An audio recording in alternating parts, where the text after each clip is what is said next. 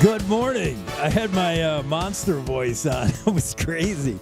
You don't say good morning very often. I'm not used to saying it. But good morning from Jackson Hole High School Gymnasium. This is another Jackson Hole High School sports broadcast on Jackson Hole Radio Sports Network. We're looking for an all-Casper weekend, of course, finishing up this Saturday with a double dip.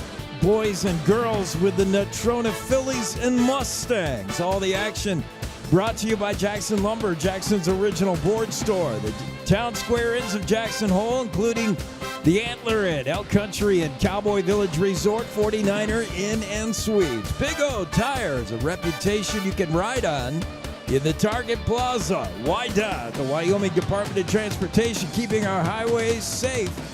And Blue Spruce Cleaners, green, affordable, convenient, friendly dry cleaning service in Jackson Hole. I'm Jake. We got Kimmy K and we got Mac Fairbairn. Mac, you ready for some basketball?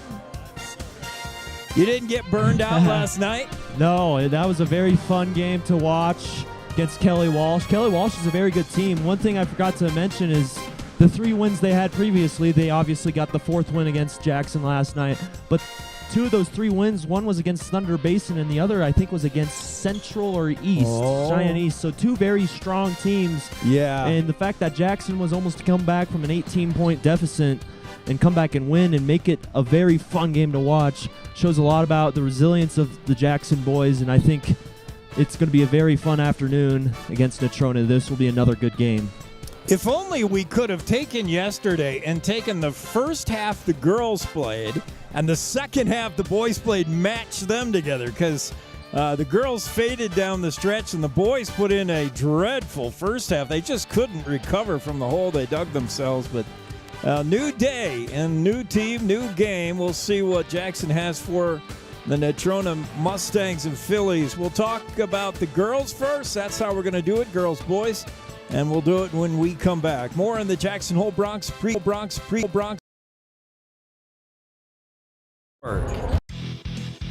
Experience Jackson Hole like a local while staying at the Antler Inn, Elk Country Inn, Cowboy Village Resort, or 49er Inn and Suites. With the best entertainment, dining, shopping, bars, and brews all in walking distance, you'll never want to leave. Call 1-800-4-TETONS or find them on the web at townsquareinns.com. The fastest internet in Jackson is coming your way. For a limited time, Silver... Yeah, it's always something. I'm having a little bit of trouble getting my audio.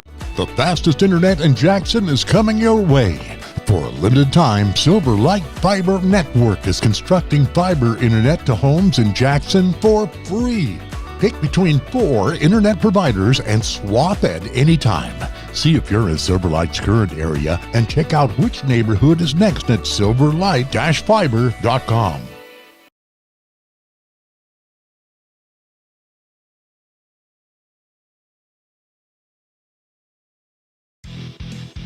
Experience Jackson Hole like a local while staying.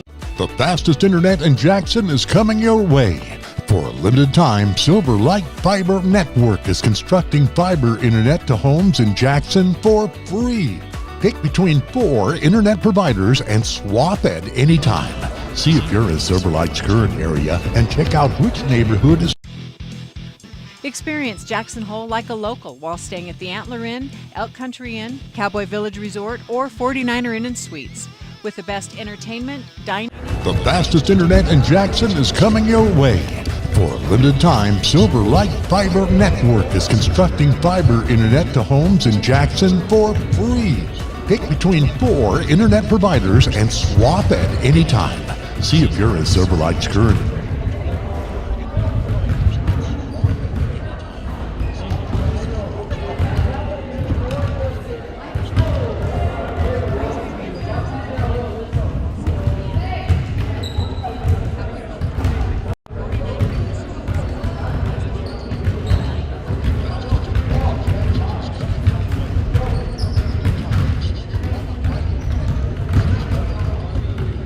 They say the best offense is a good defense. This theory applies on Wyoming's roads and highways just as much as it does on the basketball court. Always know road conditions before you head out. Visit wyoroad.info, download YDOT's 511 app, or call 511 for current conditions. Buckle up every trip, every time, and put away distractions.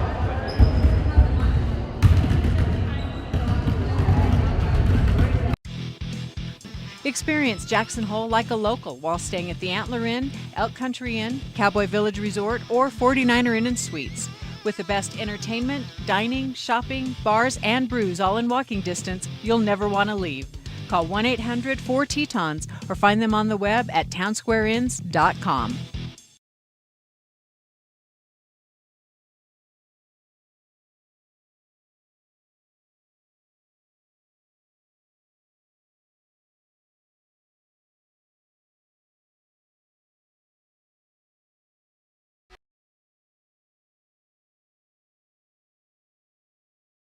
They say the best offense is a good defense. This theory applies on Wyoming's roads and highways just as much as it does on the basketball court. Always know road conditions before you head out. Visit wyoroad.info, download YDOT's 511 app, or call 511 for current conditions. Buckle up every trip, every time, and put away distractions, especially your phone, so you're better prepared for the unexpected. Finally, never drink and drive, not even a little, because buzz driving is drunk driving. This message brought to you by YDOT.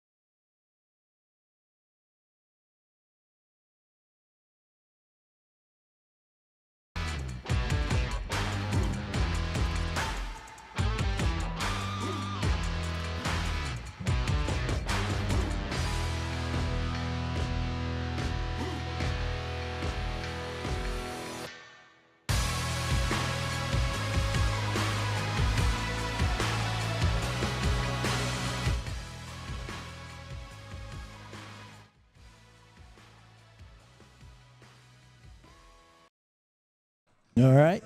I think, cross your fingers, we get it worked back out. Let's get back to the pregame with the Natrona Phillies, coached by J.R. Wilson, come into this game with a record of 4-6 overall, 1-0 in conference, ranked 8th in the 4A. They're on a 2-game win streak. They did beat the Star Valley Lady Braves last night, 45-29. Scoring, all the statistics, scoring, defense, everything puts them middle of the pack. They're ranked 8th in just about everything they do. Rebounding, defense, shooting, scoring, offense. Yes. But what they do well, honestly, is they're big. They're just gifted. They're tall. They're lengthy. What is the correct term? And I want to say they're Amazon women, but the basketball term is they have length, Mac, a lot of it. Yes, and that's always helpful as a team. Generally, the teams that are taller statistically will get more rebounds, will do better, will score more because they get more rebounds.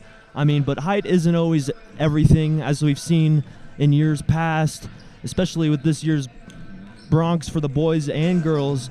They're still competing every game in and game out, no matter how tall or short, or doesn't matter what the height is. It's more about the heart that matters, and basketball is all about heart and effort. Good point. The H word we're looking for is heart, not height, but height, they got a lot of it there. There's no way the Lady Bronx are going to be able to match up with the size of the Natrona Phillies. They got a 6'1" center in Brent Seabrant, who had 10 points last night. Cammie Costello went off against Star Valley, 16 points last night, and 7 out of Carly Dinkle. They got some pretty good guards, Casey Campbell, Ella K. Sheets. They got a good, well-rounded team. I'm surprised at their record. Don't let it fool you. This is a good basketball team, and Lady Bronx are going to have their work cut out for them. Let's take a look at the keys.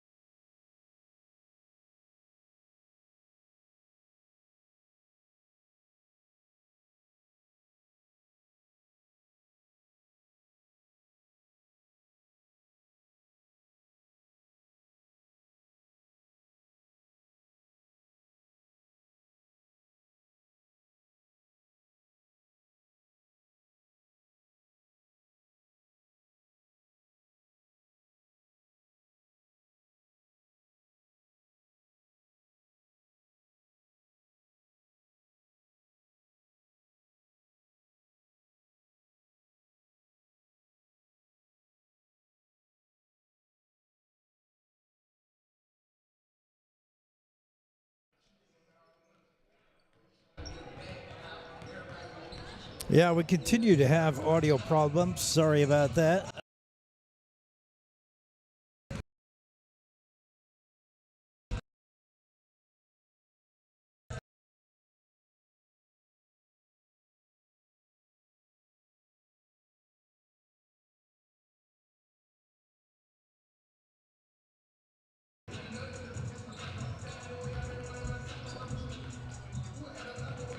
Other keys to the game, I think the girls got to shoot. You noticed last night, Mac, that the girls did one thing impressively. They were ready to shoot, and they did shoot. For a team that struggles with turnovers and getting in, setting up in their half-court offense and passing the ball around, the longer you hang on to the ball and pass, the more you invite something bad happening.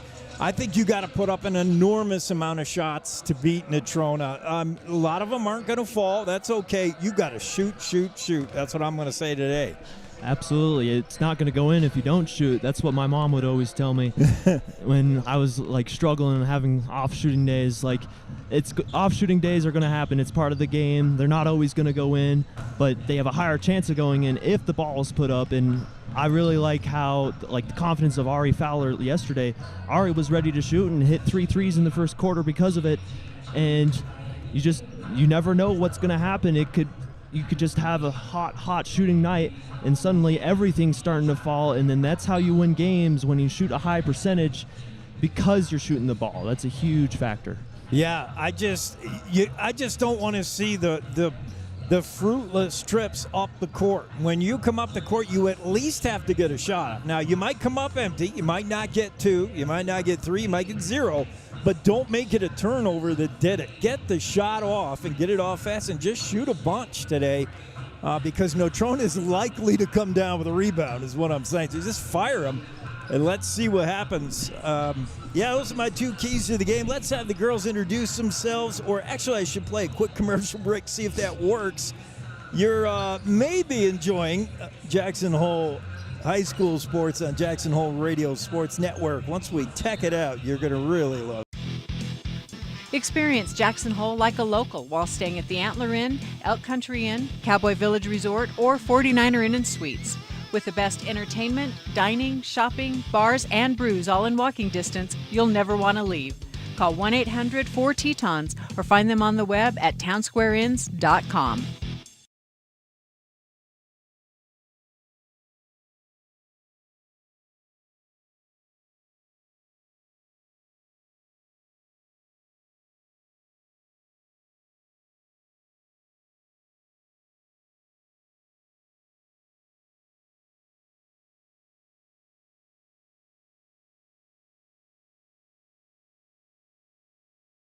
They say the best offense is a good defense. This theory applies on Wyoming's roads and highways just as much as it does on the basketball court. Always know road conditions before you head out. Visit wyoroad.info, download YDOT's 511 app, or call 511 for current conditions. Buckle up every trip, every time, and put away distractions, especially your phone, so you're better prepared for the unexpected. Finally, never drink and drive, not even a little, because buzz driving is drunk driving. This message brought to you by YDOT.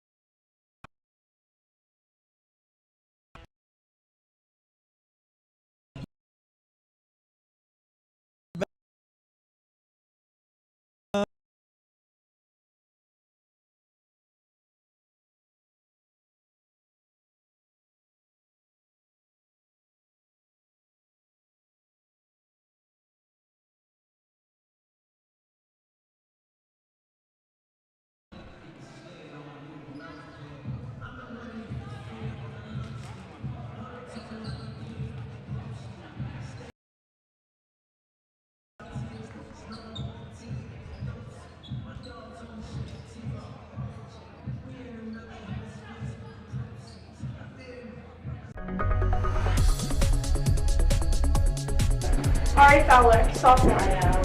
Ashlyn Chamberlain, junior. Olive Fermanagh, sophomore. Hayden Paul, junior. Maria Garcia, senior. Zoe Bosch, junior. Allison Bircham, senior. Lucy Webb, senior. Mads Holland, senior. Shiloh Nava, senior. Trinity Green, junior. Kat Ankeny, senior. Farley Rommel, junior.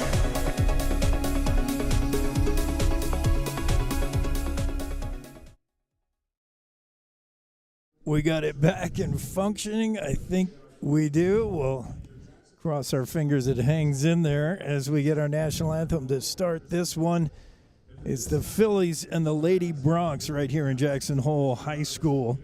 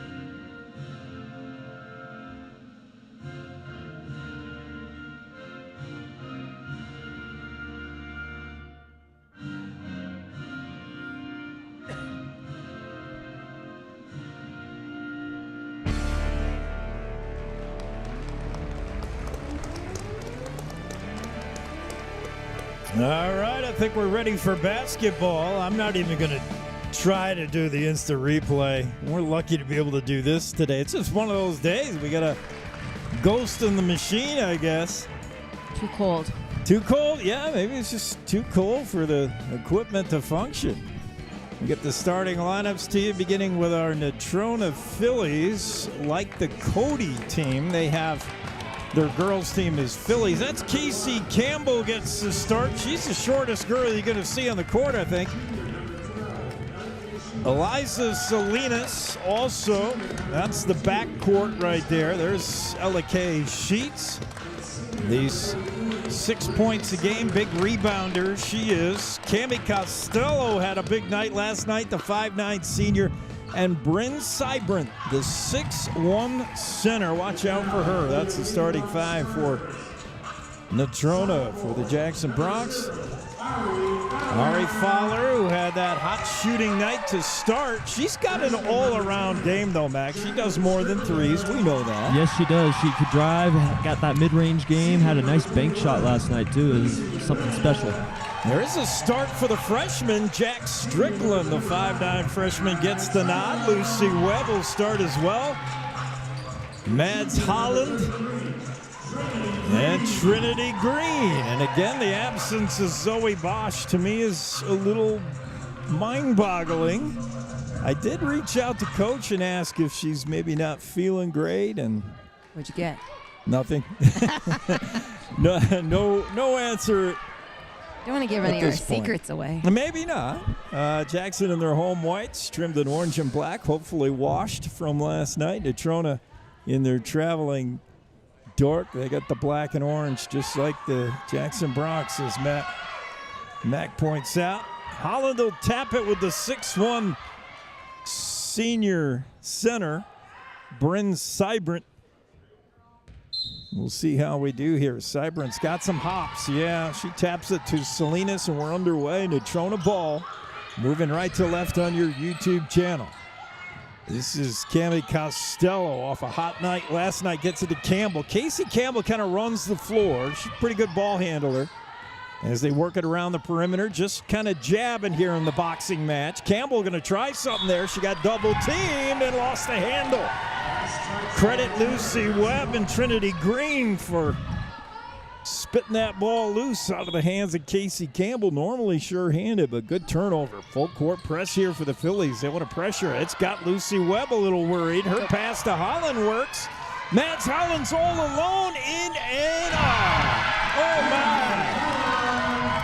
Well, that's how you beat the press, Mac. Yes, that's a great start for Jackson, getting the defensive stop and the easy fast break layup. Woo! Okay. Here's Salinas. Works it inside to Costello. Now to Sheets outside. Long shot from Seibrandt and misses. You don't normally see her go with the three ball, but she did. And now a tie-up, and the arrow favors the Lady Bronx. Good start here from Jackson, up 2-0. Webb will inbounds right in front of her own bench, and I mean right in front. And Ankeny has to get out of the way of her. Here's Mads Holland, hands off to Lucy Webb across the timeline. Again, Jackson without Zoe Bosch and her handles could struggle here, but not yet. So far, they broke the press twice. Here's Ari Fowler, tough shot. That mid-range layup, as Matt calls it. That was going to be a tough one. Nice left-handed drive there by Cami Costello, but it wouldn't fall for her. Still 2-0 Jackson. Up ahead to Jack Strickland. She'll try one. Gone! And Strickland, that was over the top of Seibrandt, who is 6'1". Not bad, Jax. Yeah, Jackson's out of the starting gate, running the floor, going for that layup, the higher percentage shot. It's a miss from Sheets and the Jackson rebound. And these Lady Bronx, like they did last night, starting fast. Webb got away with a travel, gives it to Fowler, and Ari Fowler hits from three. And we're not 2 minutes into this, and a timeout by Natrona. Coach Wilson has seen all he wants to right now. We'll take the break with him. Well, maybe not. I'm too afraid. It's only in 30 seconds. You can handle it. Yeah, I'm going to stay here. I'm too afraid of what might happen with our audio. Hey, that's a good start, Mac. Yes, that's the dream start if you're Coach Bingham. And interestingly enough, that's how Jackson started yesterday. They had a quick start against Kelly Walsh. Now you got to be in the mindset of keeping that pace throughout all 4 quarters, all 32 minutes. Great 2 minutes to start, but now Natrona is going to come out running. They're going to try and get back into this game. Yeah. It's very early. Yeah, expect Natrona to have an answer, and you got to hang in there and keep it up. If you're the Lady Bronx, what a start. Getting points from a variety of players, that's always good. Here's Natrona now. We'll see if the Phillies have regrouped and gathered themselves on the road. They got to feel ambushed off the bus. They didn't sleep in their own beds last night, and Jackson did. There's a tie up there with the Phillies LK Sheets, and we know the arrow flips now to Natrona's way. Salinas will inbounds. Bounce pass to Sheets. Her left-handed shot, or rather Costello. Her shot's no good, but a foul on Jackson. That's our first of the game. I think he said 44, but we don't have a 44. I think he meant it was Trinity. Costello is the Phillies' best free throw shooter at 84%. And she does get that one for the Phillies' first points of the game. It's 7-1. Out comes Sheets. Let's see who came in for her as we get the second from Costello. And it's good.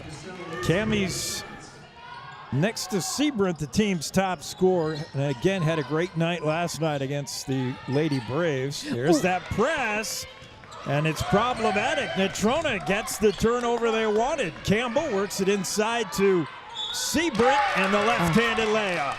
And that's what I'm afraid Jackson won't have an answer for, is the down-low post work of Seabrant.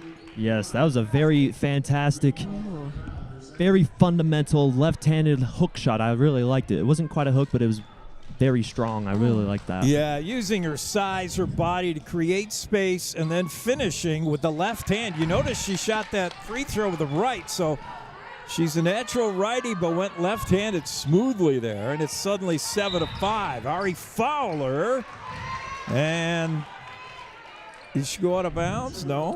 Foul. No, foul. Okay, 0-on-0, and it was Casey Campbell, her first, team first for Natrona. Trinity Green will inbounds here. Still full court press from these Phillies. Lucy Webb in trouble, trying to dribble out of it. Up ahead to Fowler, and a good job getting over the line. Ari trying to get it inside of Green. It never got there. Seabrant stole it, and here comes Costello. Cammie pulls up cross court to Salinas. She'll try a three. No good. Rebound, big one. Fowler gets it. She just happened to be right in the right spot. Then Ari threw it away to Costello. Another turnover. Seabrant looking for Salinas, and it's too high. We're getting all janky. Settle down, everybody. Yes, this full court pressure that Natrona's putting on is now starting to stretch out the Bronx. They just got to be a little bit more patient.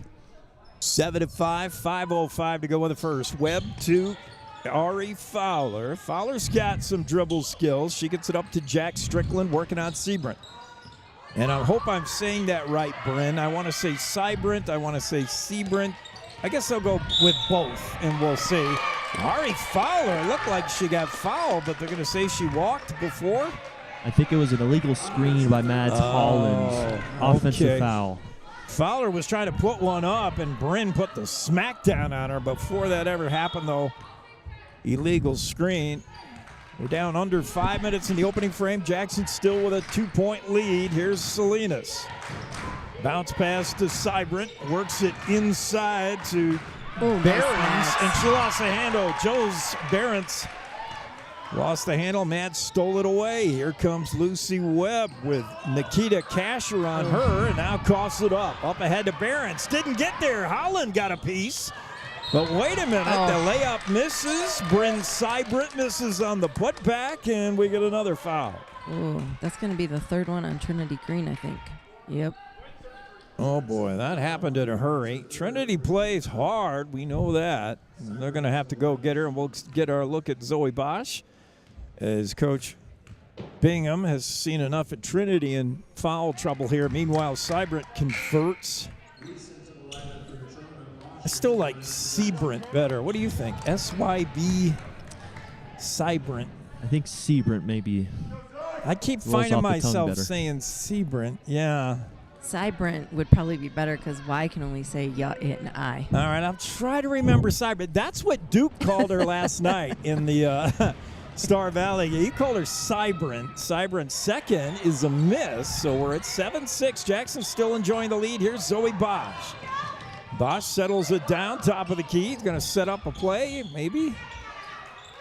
Slings a pass to Holland. Mads lets fly. No good, but Jack Strickland on the rebound, and Sybrant denies her with a block. And at 6'1", it's tough to get a shot over her. Jack Strickland did a moment ago, but not that time. And a steal there from Lucy Webb. Good job. Cross-court pass went right in the hands of Webb. She gives it to Zoe Bosch. 3:45 in the first. Jackson up 7-6. Bosch, double team, gets away, pulls up a dribble.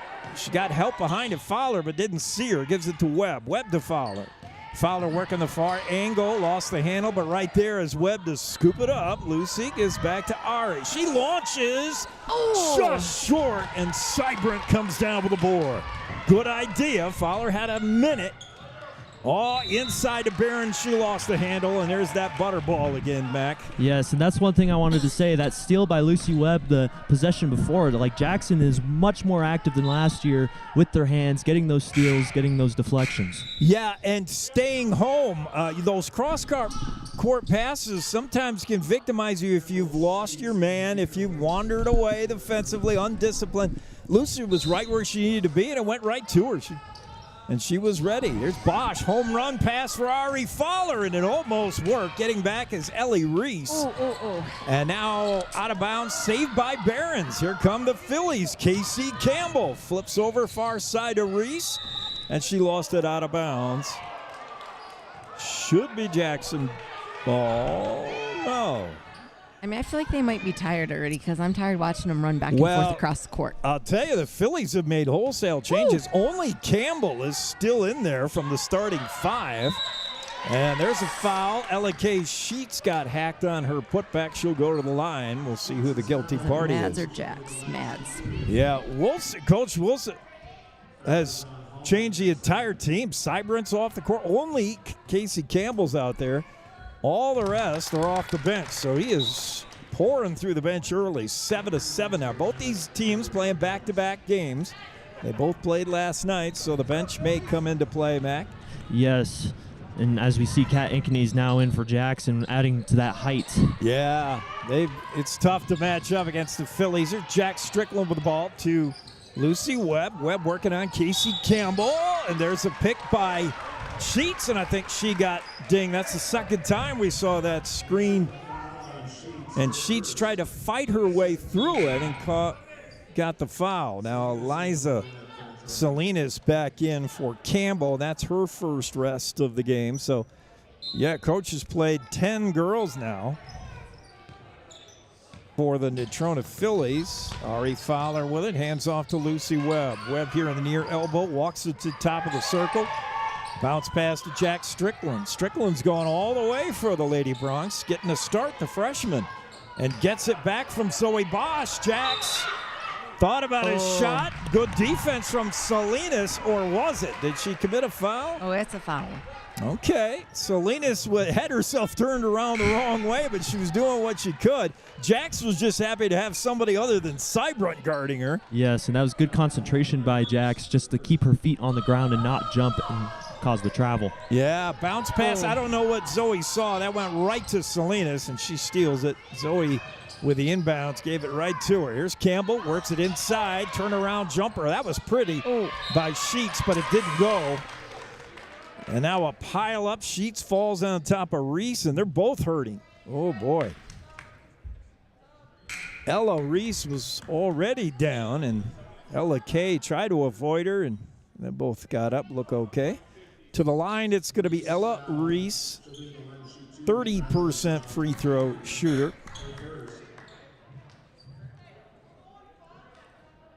.223 to go in the first. If you just joined us, we're tied at 7. Oh, damn it. And Reese has the first. That's the first Philly lead of the game as the Bronx jumped all over Natrona early. Yep, we got a game of runs. Jackson started with a 7-0 run. Now Natrona's on a 9-0 run.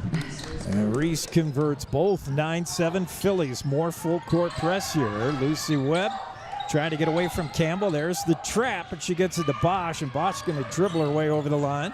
Zoe spin move in the lane. Nice 3 steps to the rack and couldn't get the left-handed layup to go. Rebound coming to Casey Campbell. She going to go coast to coast. Lost the handle. Lucy Webb with the reach in. And nice job. Webb bothered Campbell enough. She coughed it up. Well, Jackson's transition defense is much quicker. Campbell's a very fast guard for Natrona. Yeah. Impressive that everyone was back. Yeah, and racing to get back. Saw some of that last night as well. Just not contending every break, every layup, potential breakaway layup. Here's Kat Ankeny. Her shot is good. Kat Ankeny kisses the glass and puts it in, and we're tied at 9. Inside to Seibert. Left-handed layup, good, and Seibert is patenting that move, Mac. That's her deal. Yeah, she likes the left side. She does. Up to Ari Fowler. Fowler going to post up. 3 shot, no good. Rebound to Costello, rather. Now to Salinas. Looking for Seibert. Never got there. Stolen by Lucy Webb. Second time Webb has seen the pass coming and got to it before Natrona. Ari Fowler loses the handle. The reach in from Campbell had something to do with that. And then Ari was looking for a hand up from Casey Campbell, and Casey said, I don't think so. You're wearing the wrong jersey. And a timeout on the floor, and we're going to go with him. With 1:18 to go in the first, it's Natrona 11, Jackson 9. Be right back after these.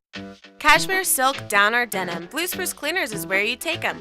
We have a friendly, knowledgeable staff eager and happy to serve you in 2 locations and on the road with daily pickup and delivery service and expert tailoring on site. We offer the best in green, effective, and gentle cleaning with Green Earth Cleaning and professional laundry for your sweaters, gowns, comforters, and linens. Blue Spruce Cleaners is a recognized reduce, reuse, recycle business leader, providing green, affordable, and friendly service to our community for over 20 years. Whatever the season, whatever the reason, Blue Spruce Cleaners. This is KZ95 with live coverage of the Jackson Bronx. Back on the floor. Both teams have had their run. Both teams have felt it a little bit. Now we settle into basketball, Mac. Lady Bronx jumped out early. Natrona came back, and now I think we're getting into the game here. Yes, I think it's going to be a back-and-forth contest. Hopefully for the rest of this game, both teams answering each other. 11-9, Phillies up, and they had the ball, though it's stolen away by Allison Bircham. Bircham seeing her first action. Bounce pass intended for Ankeny. Knocked out of bounds off the hands of Eliza Salinas. No, I think, yes. Zoe Bosch will inbounds right in front of Sheets on the Philly bench. Just over a minute to go. Jackson trying to tie it up here. Ari Fowler might have something else in mind because her 3-ball would give Jackson a lead. Ari hit the deck. It's going to be a foul on the Phillies. Who did it? Who done it? You're not gonna see it up there. They got a new they got a new operator, and that person's just learning. We're gonna need you to listen hard. Ari Fowler misses the 3. Rebound Seibert and escapes Ankeny. Works it up ahead to Reese. Reese trying to get it inside. Never got there. As a good hands. You know, one way to prevent Seibert from making hay down the down low post is prevent the ball from getting there. And Jackson's trying to do that. We get our first look at Lady Bronx, Margaret Holland. Seeing a bit of action this season. I don't know that we've seen her, this broadcast crew. As Seibert delivers from the line, it's 12-9. I mean, I watched her play in a freshman game, and an 8th grade game, and a 7th grade game. And she's Does that tall. count? Yeah, again, it's Coach Bingham trying to find some height here and match up. As the Phillies are tall to a player, with the exception of maybe Casey Campbell. They have got some length. Pass to Burcham. Burcham thought about getting it back to Ari. Now she's going to drive, ran right into Seibert and a host of players and lost the handle. Campbell up ahead to Reese. Reese back out, top of the key. Long three, good. And that's Eliza Salinas, who is their 3-ball shooter. She will shoot a ton of threes. I've seen her stats, and I've seen her on film. There's not a shot she won't pass up. Now, she doesn't make a ton of them, but she will let them fly. And a turnover, Jackson. This goes to Casey Campbell. She'll play for the last shot here. 7 seconds. Inside to Seibert. Her shot no good, but she's fouled again. And she's so good from the line, 70% free throw shooter, that she'll make them count either way you want to do it. You can contest her in the paint, or you can send her to the line. She's going to get her 2, I think. Yes, and I'm sure as we transition into the second quarter, that's something Bingham's going to talk about is stay out of foul trouble, because Jackson, while it says 5 fouls, they've committed more like 7 to 8 fouls this quarter, and that's critical as Natrona's now starting to make Jackson pay by free throws. Sheets comes in for Ella Reese on the Phillies side. Seibert missed the first. Her second is good. And it's 17-9, and Natrona starting to pull away. Jackson has 3 seconds, 2. Somebody going to have to launch one. Fowler does, and she's well short. That's how the first quarter ends with a score. The Natrona Phillies 17, Jackson Lady Bronx 9. Be right back with the start of the second on the Jackson Hole Radio Sports Network. Jackson Lumber, the board store, Jackson's oldest business and only true lumber yard in town. Jackson Lumber's hardware people are the best in the business, and they do it right the first time. Jackson Lumber works with people who make a living building, so the tools they sell are definitely the best hand tools and power tools available, with names like Vest Tool, Milwaukee, Makita, Skillsaw, Senco, Fine, and DeWalt. Jackson Lumber, the board store at 130 South Grovemont. Call 733-6000. 733-6000. Here's your voice of the Jackson Bronx, Jake Nichols on KZ95. We got a fresh 8 on the board. We'll start the second. Got a little bit of sister action going. The Green sisters, Trinity and Zoe, both on the varsity team. And now our first look at Maggie. We got to call her Maggie, right? Maggie. Some people call her Marge, but I've always known her as Maggie. So. Maggie and Mads Holland. So, yeah, we got the Hollands, the Greens for the home team. Natrona has on the boys team, they got a couple of brothers that are the coach's son that are pretty good. And we'll see who Jackson puts on the floor. It is going to be Maggie Holland, along with Zoe Bosch, Ari Fowler, Lucy Webb, and Kat Ankeny, as Coach Bingham is trying to go with size here. Natrona, one of the bigger teams you'll see. I mean, they got point guards that are 5'9", Mac. Yeah, that's very impressive. Impressive height. Fowler to Ankeny to Webb. This whole bunch of perimeter work here as they look for a way to get inside. Webb gets the cross-court pass from Bosch. Drives the baseline and leaves that layup just short. Now up ahead to Costello, who misses her layup. And nobody having much success to start the second here. There's Seibert, double team, kick out. Campbell quickly to Salinas, now inside to Sheets, and she lost the handle. I like nice ball movement here from the Phillies, but I think they just whipped it around so fast they got ahead of themselves. Yes, and I think that was the best defensive possession so far for Jackson, stopping the fast break and forcing the turnover. Good point, Jackson D. There's Zoe Bosch found herself open. She says, okay, and that did everything but go in. I mean, it did go in, and then it bounced out. Here's Ella K. Sheets with a strong move to the basket, and she's fouled, and the Maggie's wearing a guilty expression. Yep, that would be Maggie's second. It is. Maggie Holland, first of the second quarter for Jackson. To the line is Sheets, and she's a 48% free throw shooter. Leaves that one short. Ella K. Sheets had 6 points last night in the win over the Star Valley Lady Braves, averaging about 6 a game. So she was right on the mark. She missed both of them, though. And Cybran goes up, and I love that foul. I love it. That's going to be Webb, I think. But Cybran, that's automatic for her right there. That rebound and put back from right under the bucket. And Webb just wasn't going to let it happen if it was Lucy, who...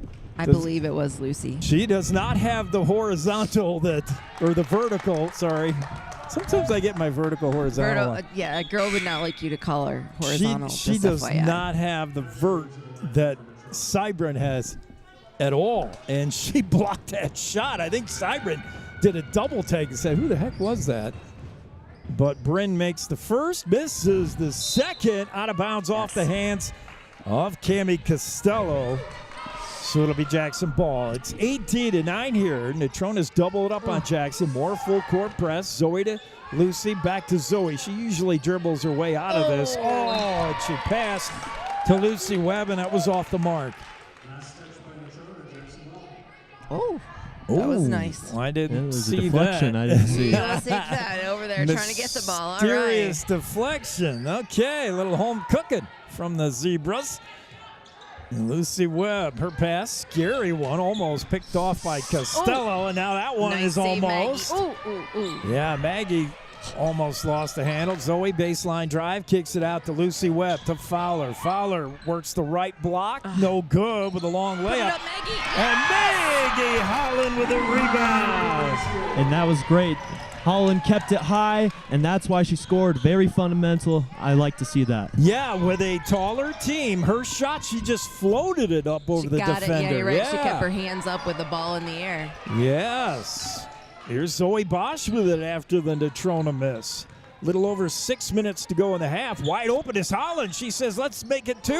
Oh, and just missed short. Natrona coming back this way now. Campbell up ahead to Sheets. She'll try a long one. That's off the back of the iron. Sorry, that's Costello. I get my 12 and 22s mixed up. All apologies to Natrona. Up ahead to Lucy.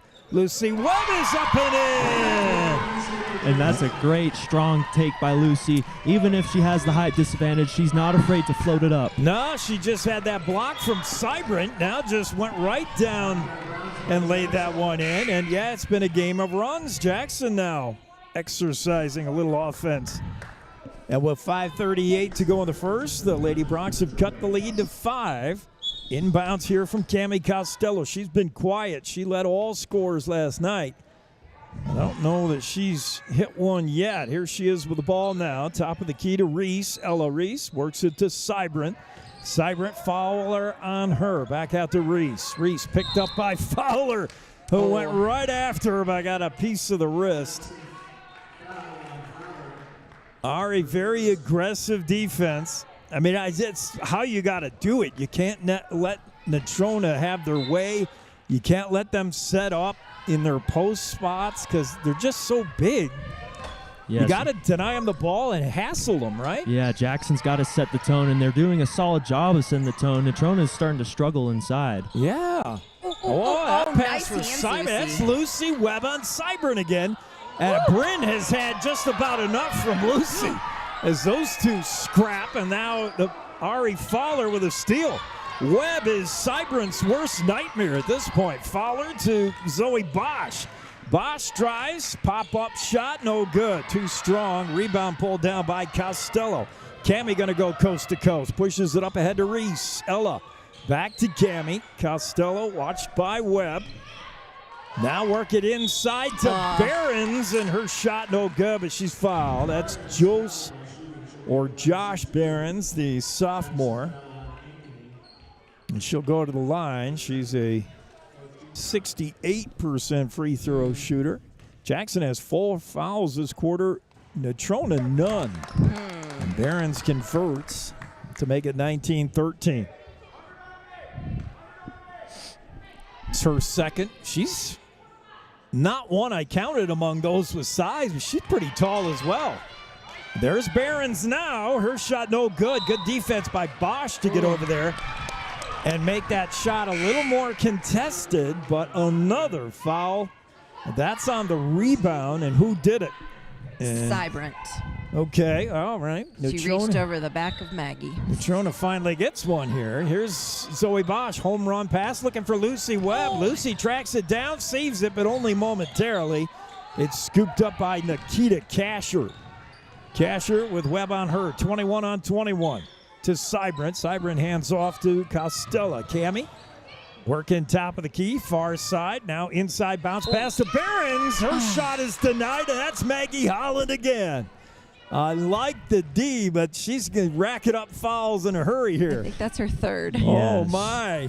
And refs love to look for the swipes. It may have been all ball, but when you're looking like you're swiping at it, they are going to call it 85% of the time. I call it hack it, and I'm all for it. Behrens to the line. She's pretty good from here, and she converts that one. Yeah. Well, Holland's playing defense. Give her that. She's looking like her sister. Mad's a bit of a defensive player as well. Both shots converted by Behrens, and it's 21-13. Here's Ari Fowler for Jackson. Do they have an answer? Fowler up to Holland, back to Zoe Bosch. Bosch looking. Now going to walk it out to the top here. Fowler setting a moving pick that looked more like a block. Holland with it now. Maggie gets it to Lucy Webb. Webb to an open Jack Strickland. Underneath to Holland. That's good ball movement back, but they just couldn't get it. Beautiful to find the open player. Backdoor baseline cut by Maggie Holland. She was there. It was the right pass, but she could not convert. Meanwhile, Cybrant just makes it look easy and puts one up and in. 10-point lead for the Phillies.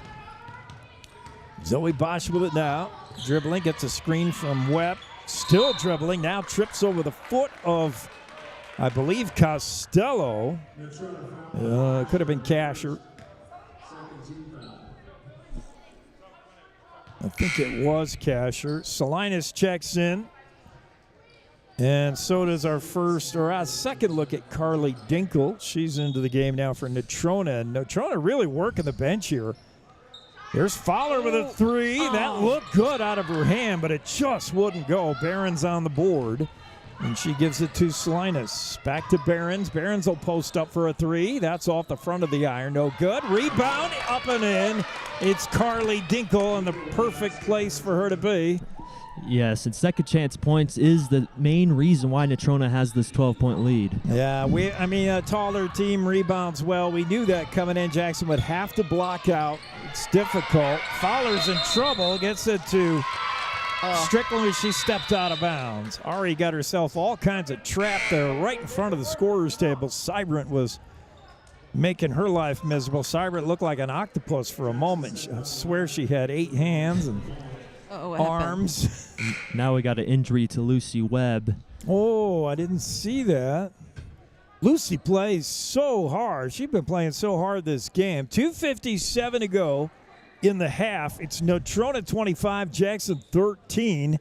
And while they attend to Webb, let's take a quick break here on the Jackson Hole Radio Sports Network. They say the best offense is a good defense. This theory applies on Wyoming's roads and highways just as much as it does on the basketball court. Always know road conditions before you head out. Visit wyoroad.info, download YDOT's 511 app, or call 511 for current conditions. Buckle up every trip, every time, and put away distractions, especially your phone, so you're better prepared for the unexpected. Finally, never drink and drive, not even a little, because buzz driving is drunk driving. This message brought to you by YDOT. Jackson Hole High School Sports is KZ95. Let's get back to the game. Yeah, we are back to the action. Webb got off under her own power. A little ginger on that right leg. She got a good hand from the crowd.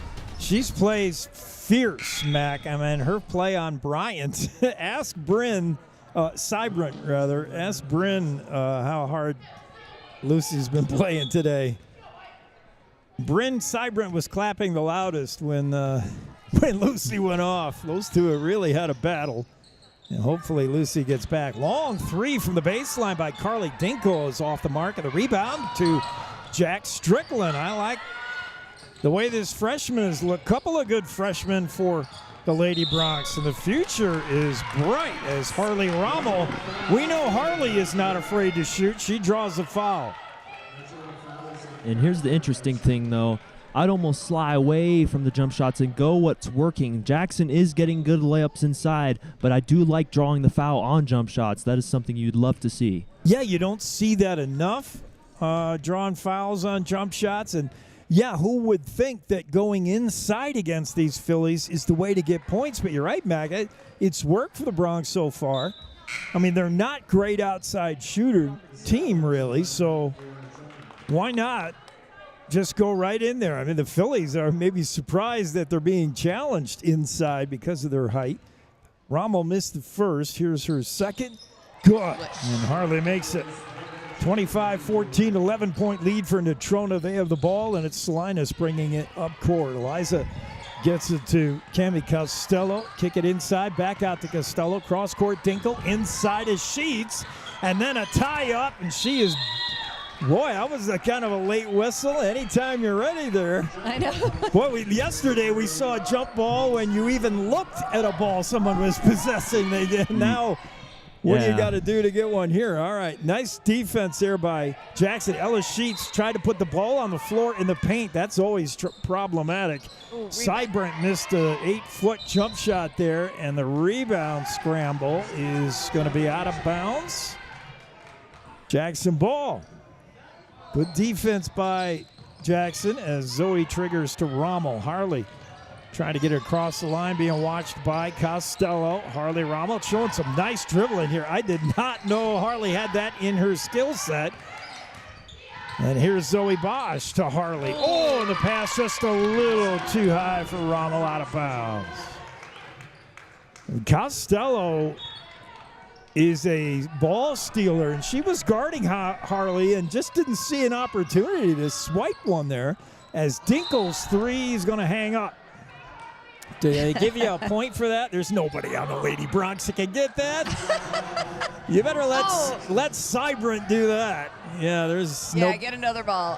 There is not a player on Jackson that's going to get that ball.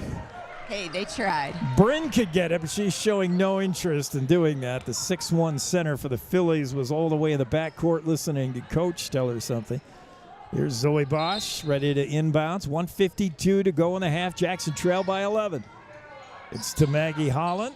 Works it near side. Bertram stole it away by Salinas. Her shot, is blocked by Holly. Good job by Maggie. Made up for the giveaway by blocking that. Holland again with a busy hand knocks that ball loose. Salinas from three. That's no good. A backdoor rebound by Bosch. She's going to go 1-on-2, now 1-on-3, and says, I don't like the numbers, and pulls it up to Rommel. Harley working on Dinkle. Lost the handle for a moment. Now gives it to Jax Strickland. Jax looking for somebody open, and that's going to be Maggie Holland. Way out here, top of the key. Got a screen from Bertram, and Allison was moving, I believe. Oh, I think it was a foul on Natrona. I don't know who the guilty party was, but Allison is tough. She'll run through a brick wall. She's been knocked down over here and here. Yeah, so Bertram was trying to set that pick, because it was more like a guard pulling on a sweep play, like she was moving, but they didn't call it. There's Rommel with it now. Yeah, Maggie was trying to set her loose there, but Rommel in trouble going over the timeline. Seibert rather, all over. Rommel's in trouble, and a timeout? No, they got 5 seconds on Rommel. Yeah, that's Bingham might wanted to save her there. Holler was in all kinds of, she had nowhere to go. And here's Salinas. We're under a minute in the half. Natrona by 11, wanting to add to it here. And that is it. It's Bryn Seibert converts. And Seibert's been hot for the Phillies so far this morning. Bosch needs help. Finally bangs one off the shins of Dinkle. She's pleading to her teammates, somebody get open here. And then knowing that she was at about 4 of the 5 seconds, she said, here, Carly, take this. And again, a little trouble. She's going to fire a home run ball to Bertram. You saw Zoe nod to her saying, go. And Bertram turnaround jumper, no good. Salinas rebound. She got fouled, or are they going to say out of bounds? Nope, out of bounds. 28 seconds now. Jackson having trouble just getting an inbounds pass going against his full court press. The Phillies been showing it all game. Jackson ball. Bosch looking for somebody open. Had Strickland for a moment. Now got to float one all the way out to Burcham. Allison pulls up her dribble. Bounce pass into Harley Rommel. Rommel will try it. No good. Good defense by Costello. And Harley left that layup short. Natrona coming the other way. Salinas. Good. Eliza Salinas with the running layup makes it 29-14. And time ticking down here. Another long ball for Rommel. Oh, a little too long. And that's going to do it with just under a second as Harley Rommel makes a visit to the snack bar. Grab me some popcorn on the way back I'll in. take a water there, Harley. It's interesting how that's the 4th or 5th time Jackson's had to do that long home run pass this game. I mean, we saw it work because it was there. Now it seems to be forced because there's nobody open. And Natrona will try for a last shot here. No good. And, boy, you just hope there's not even a foul. No. All right. No, end of the game. So that's how the half will end. Natrona 29, Jackson 14. We'll take a look at the halftime statistics and kind of recap things so far as we head for the second 16 minutes of this one. Jackson trail at the half, 29-14 to the Natrona Phillies. You're enjoying Jackson Bronx basketball on KZ95, the Jackson Hole Radio. Cashmere, silk, down, or denim, Blue Spruce Cleaners is where you take them. We have a friendly, knowledgeable staff eager and happy to serve you in 2 locations and on the road with daily pickup and delivery service and expert tailoring on site.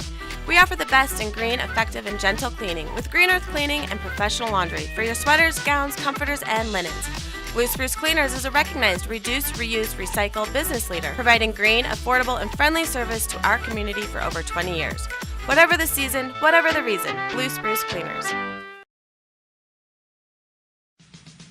Experience Jackson Hole like a local. Recently renovated, the 49er boasts a new lobby, extended continental breakfast, indoor swimming pool, fitness facility, and 12-person outdoor hot tub.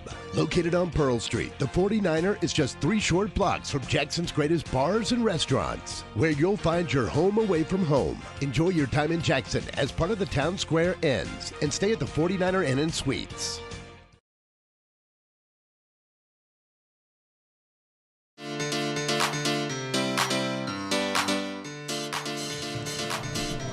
We're back at the half with the Lady Bronx trailing 29-14 to the Phillies of Natrona. It's back-to-back games for both these teams. Tougher to be on the road and do it, so credit Natrona. They went out and beat the Star Valley Braves last night and have a comfortable lead right now. Jackson girls have done some good things. They just got to keep doing good things. Yes, I think if they want to try and chip into this lead, they got to keep pounding it in the paint, go for those higher percentage within 5-foot shots and layups, because that is what was working in the first half. Ari did hit 1 3, but that was the only 3 they had in the first half.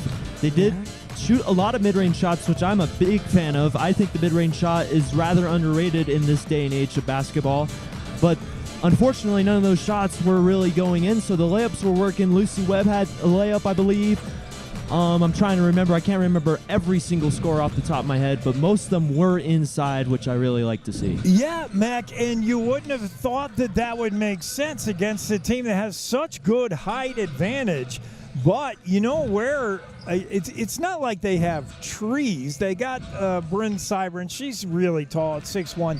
It's just overall height. And you know where they have the height is out at the perimeter, the guards. When you have a 5'9" guard, you're trying to get a shot up over her, those 3 balls, maybe you're right. Yeah, pound it inside and say, all right, we'll go right after your strength. Let's make high percentage shots down low.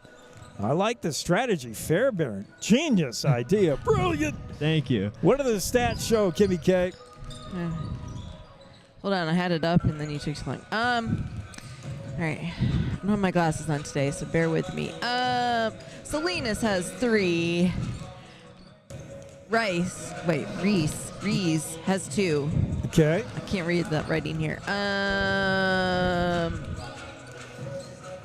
Barons has 3. Sheets has 2.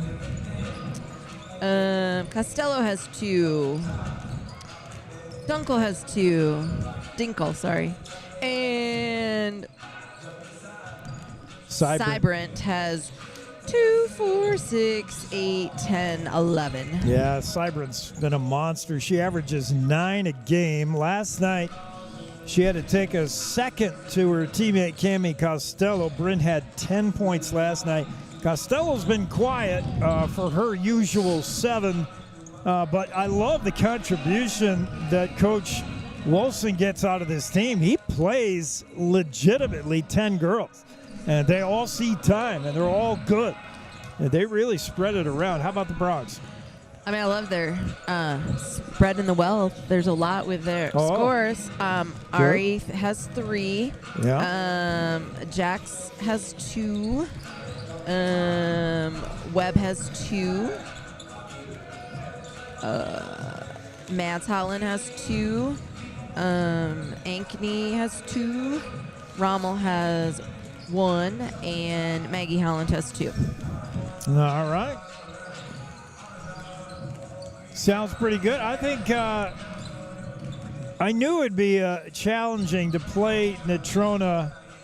The Phillies are a good team. They also have such a height advantage. Not that that's everything, but I thought they would press a bunch. They've done it on film, especially against teams that they think they can rattle. And I'm proud of the Lady Bronx. Even last year, Jackson girls, one of the first things they had to learn under any coach, I think, before you can get down to here's how we're going to do a half-court offense, here's some things I want you to learn on how to do shots. When you're a young, inexperienced team, the first thing you got to work on is how do you break the press, because you are going to get teams that are going to try to get that ball from you. They're going to sense blood in the water. They're going to know you're young and nervous, and they're going to come right after you. So the first thing these Jackson girls have worked on for 2 years now is beat the press, take care of the ball. They've done a decent job of that this afternoon or this morning, huh, Mac? Yes, I think so. They're definitely much improved compared to last year. They're actually realizing and taking advantage of, noticing how Natrona is bringing all 5 girls down, and that's why they've had these long home run passes, and it worked with that first layup of Mads Holland. That was a fantastic play, and I think Jackson should do that more. Good job to recognize that, but when it's not there and when it's a different type of press, more like a zone press that Natrona has also put on, they know how to look ahead and look for those crisp passes. They're a lot smarter with those passes, way less turnovers, even though I do think they have had a handful in the first half. That's something they'll definitely work on to start the second half, I expect. They've improved on that, handling pressure, handling the full court press, handling traps. There was a time when, the Lady Bronx when surrounded by 2 players, it would be panic, and they couldn't look beyond what was right in front of them. Now you see them actually looking up and saying, hey, if there's 2 people on me, somebody's open. And they're actually looking at the floor and finding that open person. They're doing much better at that, doing much better at everything they do. It's got to translate onto the scoreboard, though, and it did last night for a while. We were all excited about the first half the Lady Bronx put together. Fantastic. And they came out smoking in the first quarter of this one, but Natrona starting to impose their will. It's 29-14 at the half, and we'll come back after one more break and get the second half started. Here live from Jackson Hole Gymnasium, it's the Bronx and the Phillies going at it with the boys next. You're enjoying Bronx basketball on KZ95, the Jackson Hole Radio Network.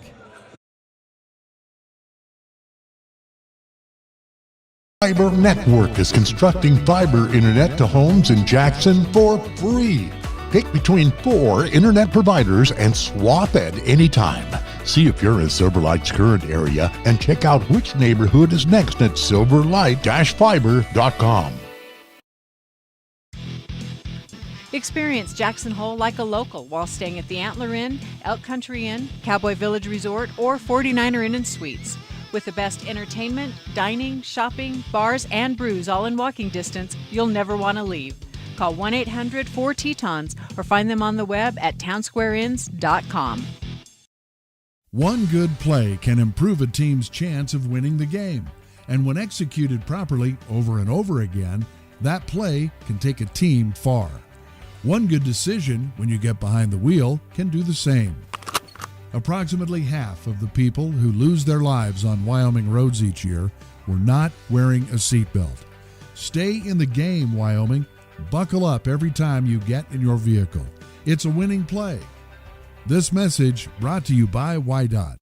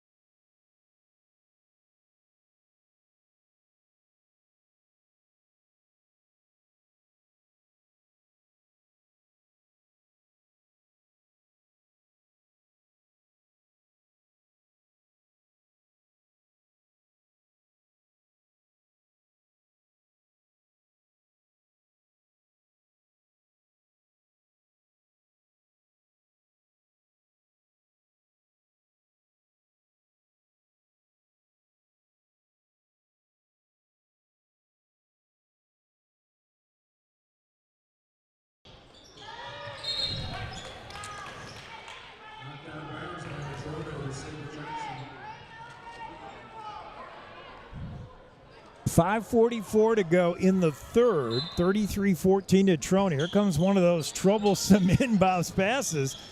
Float one to Jack Strickland to Lucy Webb. Bounce pass to Green. Back to Webb. Webb cross court. Strickland. Strickland's just got to be ready to catch and shoot right there. But she did have Cybert on her, who is very tall. But a few times Jax has received a pass and had about a foot or two of space, and that's all you're going to get against Natrona. Let it fly. Here's Webb, and again, looking for somebody. It's Fowler. Lost the handle for a moment.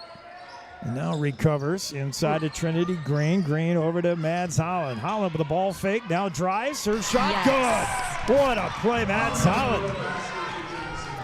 Put her opponent in the air and then drove to the rack. Here's Casey Campbell to Cybrant. Far side, wide open is Costello. And that's the last thing you need is Cammie to get hot. She's been quiet, but she drains that three to make it 36-16. The Phillies have had an answer every time. Fowler to Mads Holland. Holland works it. Nice bounce pass. I see what she was doing. A little far ahead of Lucy, but she went and got it. Mads hands off to Lucy Webb. Natrona's defense now really getting pesky, and Cybrant got called for the reach-in, I think. She did. But the Phillies are just glued to everybody in white, Mac. Yes, they are. And what Jackson needs to do is draw more fouls. They have drawn 2 fouls, but they want to try and get into that bonus with the 5 fouls. Coach Wilson makes 3 switches, and he's got some fresh bench players out there. Fowler with a 3, no good. Nikita Kasher has checked in, along with our first look at Parker Duncan and Josh Behrens in there now. And now Cybrant is going to get a break. So Wilson continues to just work that bench up and down. We've seen 10 different Phillies as that pass in the corner comes back out to Salinas. Back in the corner to Duncan. Floats one inside. Or Dinkle, rather. Stolen away. Mads Hollins with the ball for Jackson. Up ahead to Webb. Lucy pulls up the dribble. Wide open is Strickland. This time she's ready to shoot and just misses. Ari Fowler tracks down the rebound. Gets it to Holland. Holland double team trap. Look out. Got it to Fowler. No, she didn't. Stolen away by Josh Behrens. Or stolen away by Carly Dinkle, sorry.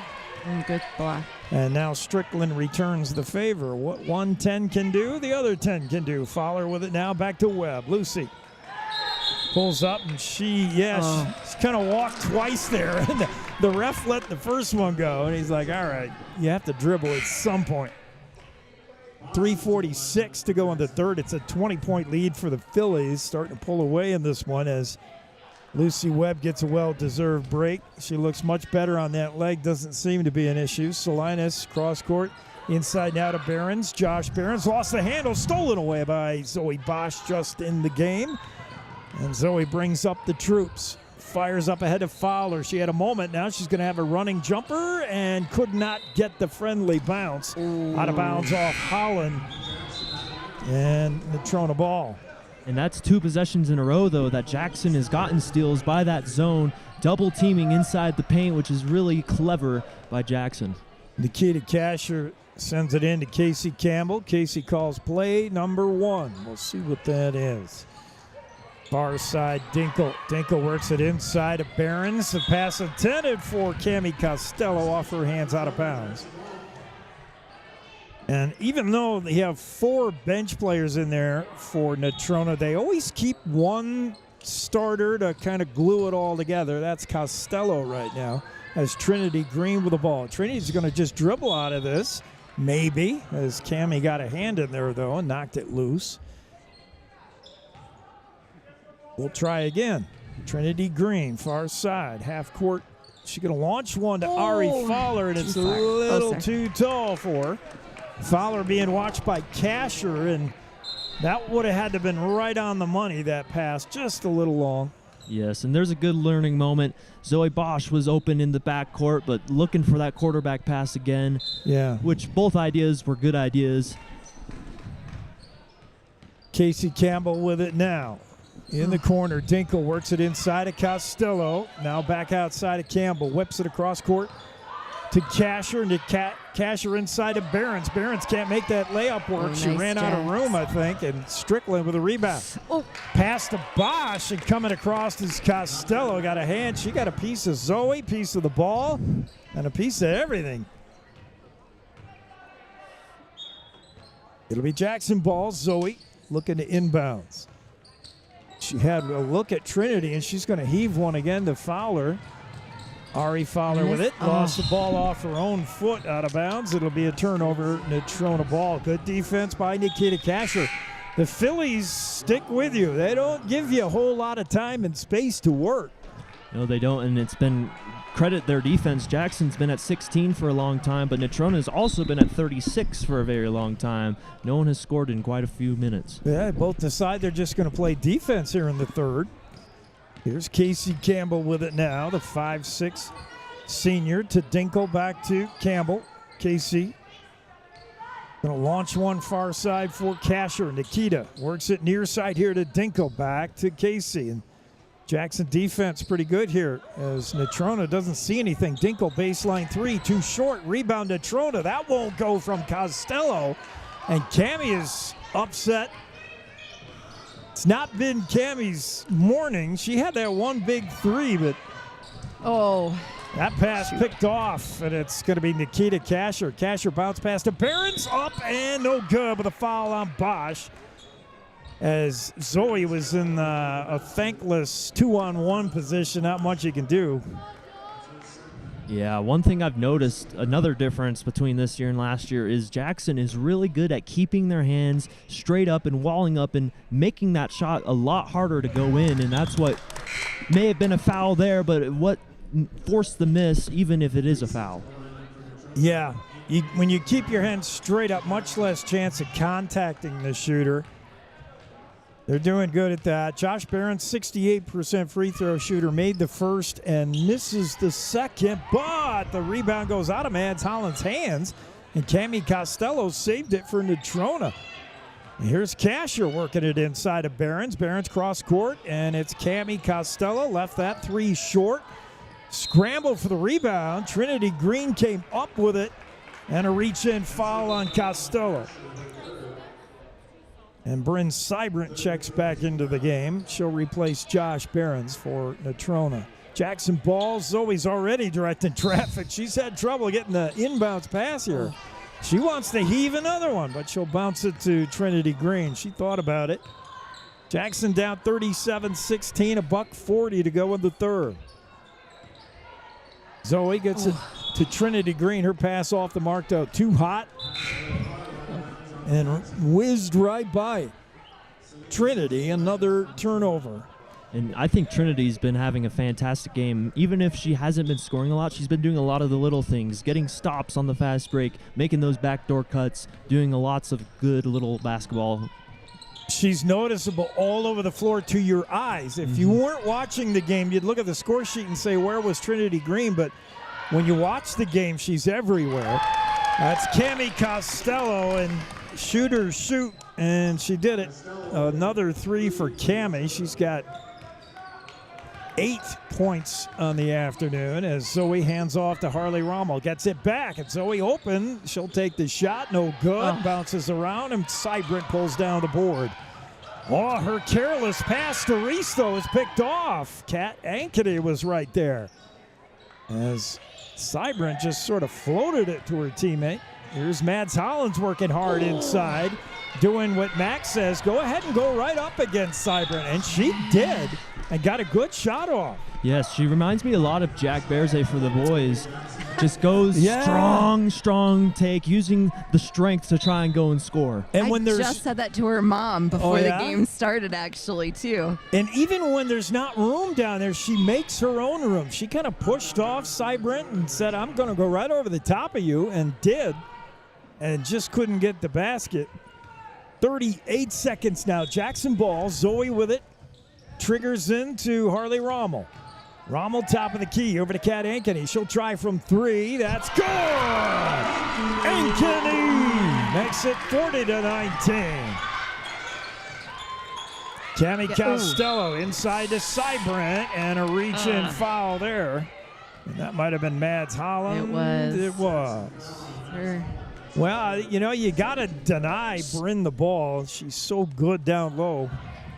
She went for it just like a little farther away, and she would have got all ball and nobody. That pass into Ella Reese. Reese far side. Costello going to try again from 3. Too short. Rebound, though, is Natrona, Ellie Reese. And Ella puts it up but can't get it to go. She's fouled. Ella Reese goes to the line. 30% free throw shooter. And with 14 seconds left, I think we're going to get fresh troops in for the Lady Bronx as Reese leaves that short. We're going to see another Green come in. Yeah, we'll get a look at Zoe Green. So she's on the floor with Sister Trinity, the Green girls. It doesn't happen too often. Here's the second of 2 from Reese. Missed the first. Second one is good. 41-19. Jackson ball. Zoe Bosch drives it across the timeline with a dribble. Spin move in the lane. Now puts it up. What a play. That's a basketball play. Put the defender in the air. Shot just could not finish. Steal by Trinity Green. And you're right, Max. She's everywhere. Yes. And Trinity with the great steal. I also want to point out Zoe Bosch did that exact same move yesterday. Yesterday, it worked with the right-handed layup. Just it couldn't work today, unfortunately. But the move is right. And we've seen a bunch of that where the Lady Bronx do maybe 3 things in a row right. They'll make a steal in the backcourt. They'll steal the ball. They'll transition, set up well. They'll make 2 beautiful passes. Then somebody will make a move like Zoe. And you're like, yes, no. And that shot going in has been the problem the last 2 years. They got to fall. And they're starting to fall a little more. We see the team that averaged, a dozen points last year, now averaging in the mid-high 20s. So it's getting a whole lot better, and the shots are starting to fall. Yes, and it's slowly improving. I think it could easily get to the low 30s by maybe the end of the season or at least next year. It's just a slow process, and I love how patient this Bronx team is. They know it's going to happen. It's just a matter of when. Take a quick break, come back with the start of the Cashmere, silk, down, or denim, Blue Spruce Cleaners is where you take them. We have a friendly, knowledgeable staff eager and happy to serve you in 2 locations and on the road with daily pickup and delivery service and expert tailoring on site. We offer the best in green, effective, and gentle cleaning with Green Earth Cleaning and professional laundry for your sweaters, gowns, comforters, and linens. Blue Spruce Cleaners is a recognized reduce, reuse, recycle business leader, providing green, affordable, and friendly service to our community for over 20 years. Whatever the season, whatever the reason, Blue Spruce Cleaners. This is KZ95 with live coverage of the Jackson Bronx. Back for the final 8 minutes of this one. Natrona with a basketball to start the 4th here in Jackson. It's the Phillies and Bronx. And an early foul here.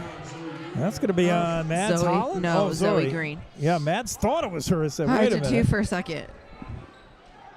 So 5 seconds in, already a foul. Jackson's committed to a few fouls this afternoon. Inbounds pass. Nice job. Salinas put it right up but couldn't get it to go. Rebound Trinity. And she draws a foul. I think that's on Eliza Salinas. Her first, team first in the 4th.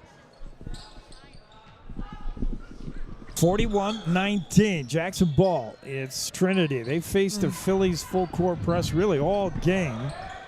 Natrona not looking to trap necessarily. They just want to make life miserable for you and just pressing all game. Zoe Bosch handling it now. Eliza Salinas comes out to watch her. Bounce pass inside of Holland, stolen away. Quick hands by Costello. Floats one for Salinas, too long, and she stepped out of bounds.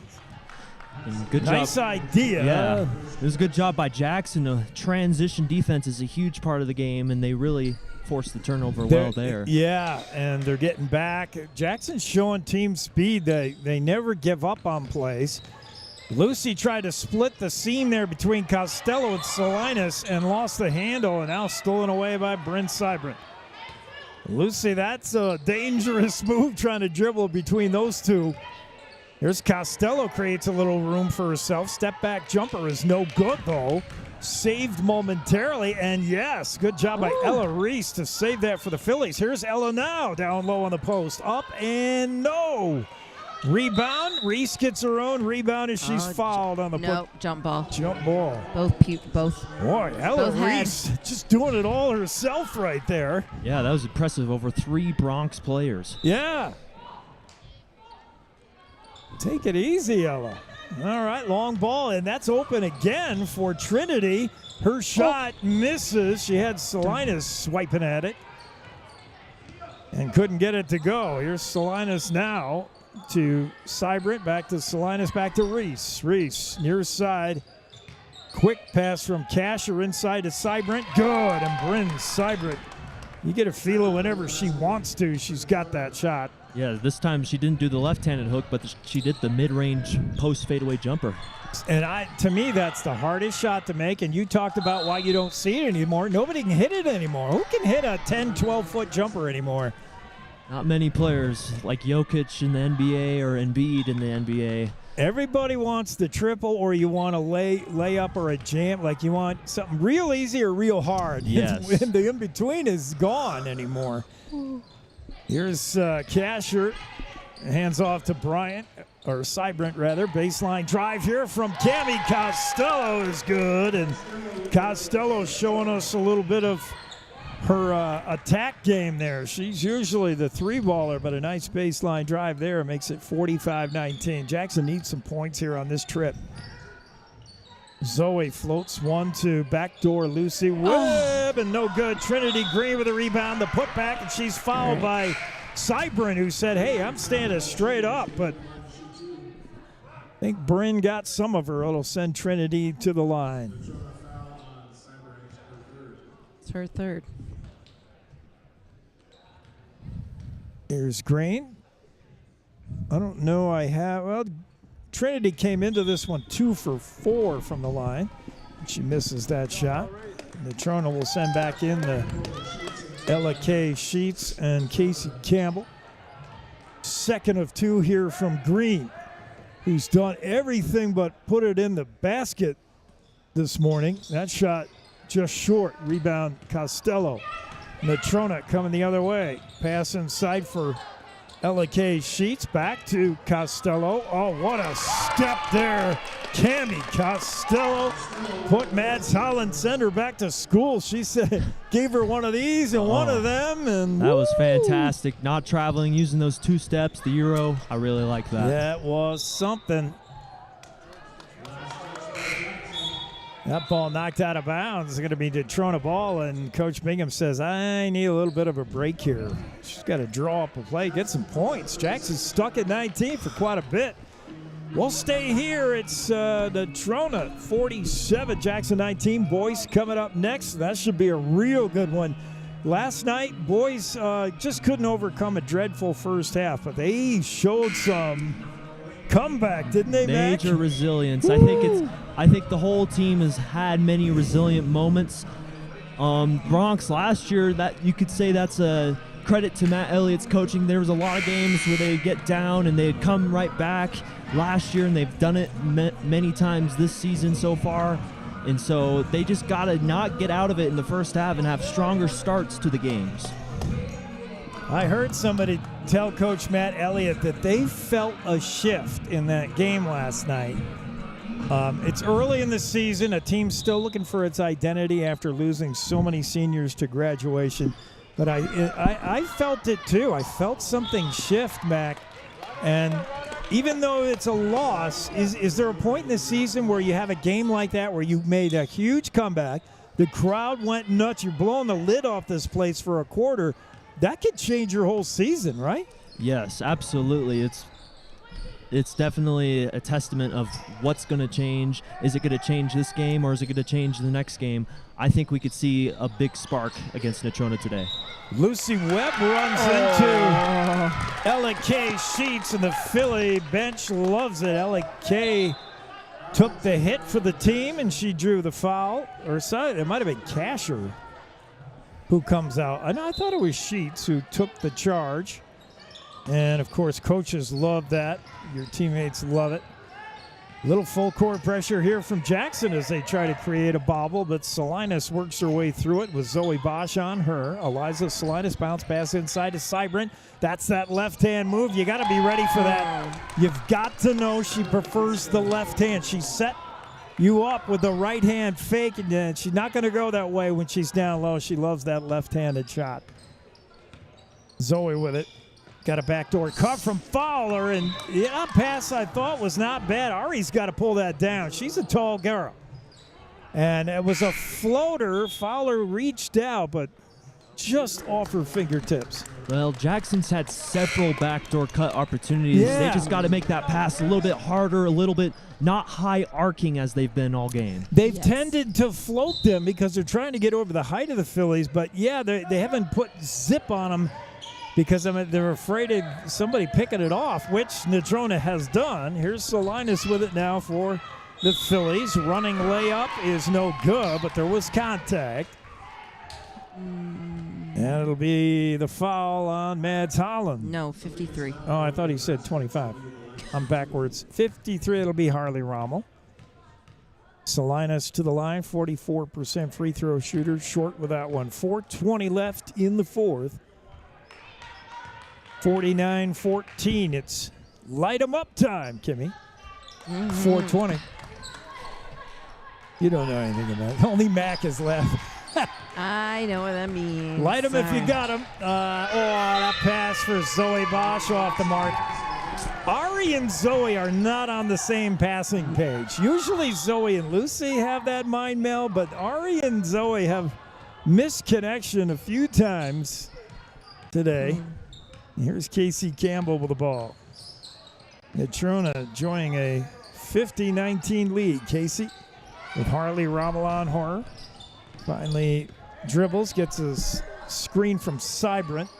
Now back to Salinas. Salinas working this near elbow back to Casey Campbell. Jackson, good defense here, not showing anything. Harley working on Campbell. There's Cybrant with Fowler on her. Back to Salinas, back near side. Carly Dinkle trying to make a move on Zoe Green. It's not there. And the pass intended for Cybrant. Off her hand, stolen by Fowler. Up ahead to Zoe. And she drives the lane and got fouled. So good job by Bosch to attract the foul. I would have liked her shot to drop in, and then we got the third shot, but Bosch will go to the line. Pretty good free throw shooter for Jackson. About 50-50. I think she's a little better than the numbers say. As her first one is bottom of the net. 50-20, 30-point game.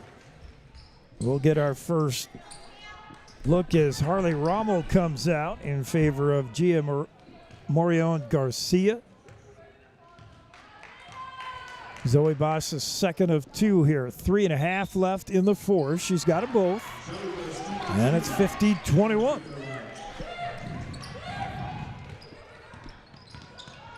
Oh, Zoe poked it away from Salinas momentarily. Did it again. Boy, Zoe, and now grabs the loose change. Zoe Bosch, and she'll get the travel for laying on the floor. But she started dribbling as she got up. How does that happen as a travel? Well, I mean, I guess if she once you start sliding, it is technically a travel. But I love the hustle by Zoe Bosch to go after it, even this late in the game. When you're down 29, and what is she doing? She's playing basketball, man, until the clock says 0. Yeah, Bosch just impressed me every night with her heart.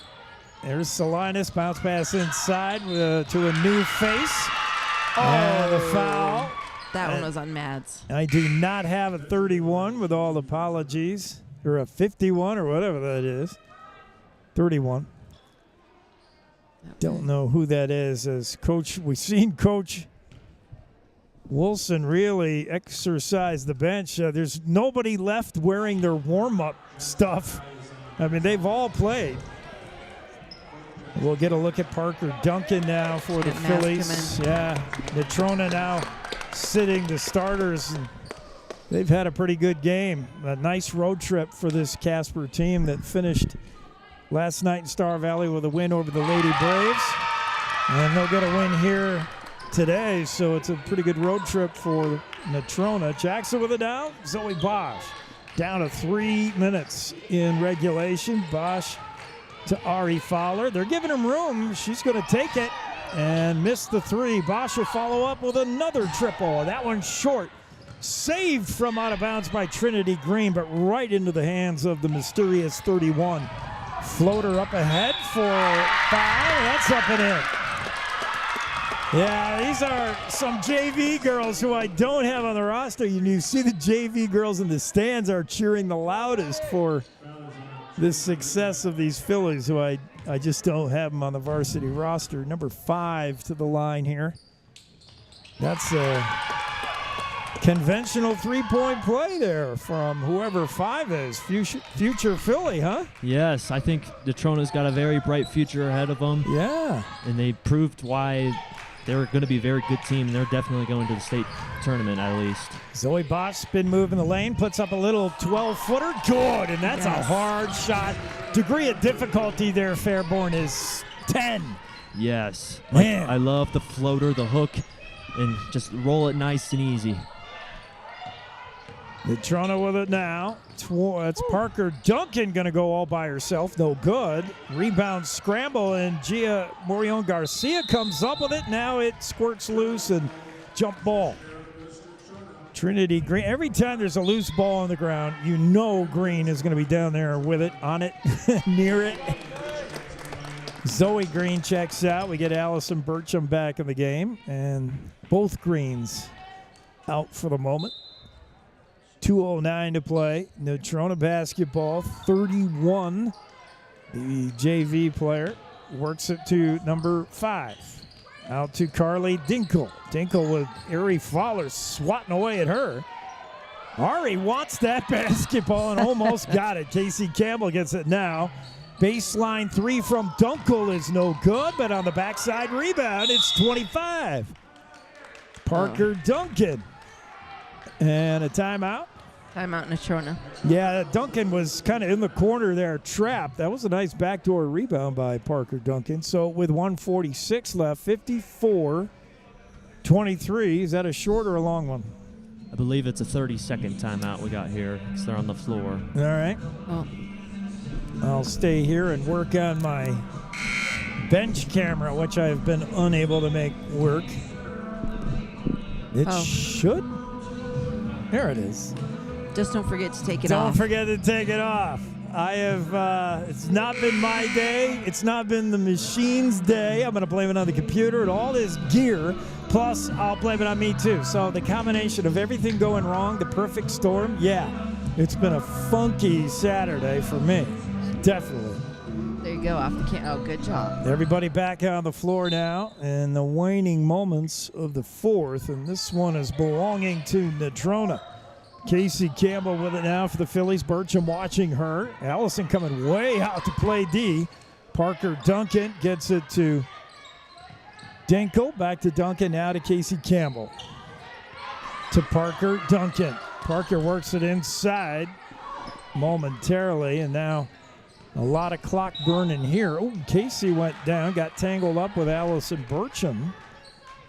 And Burcham may draw the infraction. She will. And I love the scrappiness of this Bronx team. Just being aggressive, trying to get those steals, trying to get any opportunity they can to stop Natrona from scoring. Yeah, the Bronx do not know it's 54-23, and they don't care. And that's how Jackson's played for a while.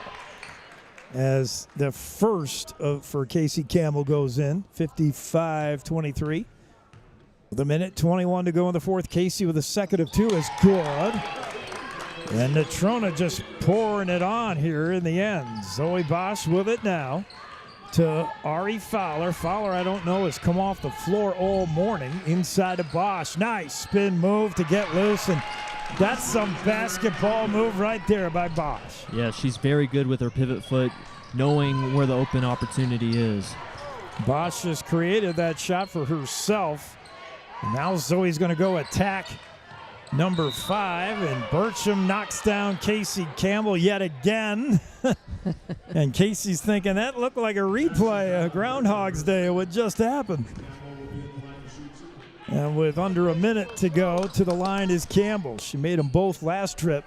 56-25. Bosch has made two beautiful shots in the paint that I thought were difficult to make. I'm just thinking ahead to the player of the game for the Bronx. I'm going to remember that. Of course, Mac mentions Trinity Green, who just kind of did a whole lot of stuff today. That second shot is short, but we might have had a lane violation. And they'll give Casey another one.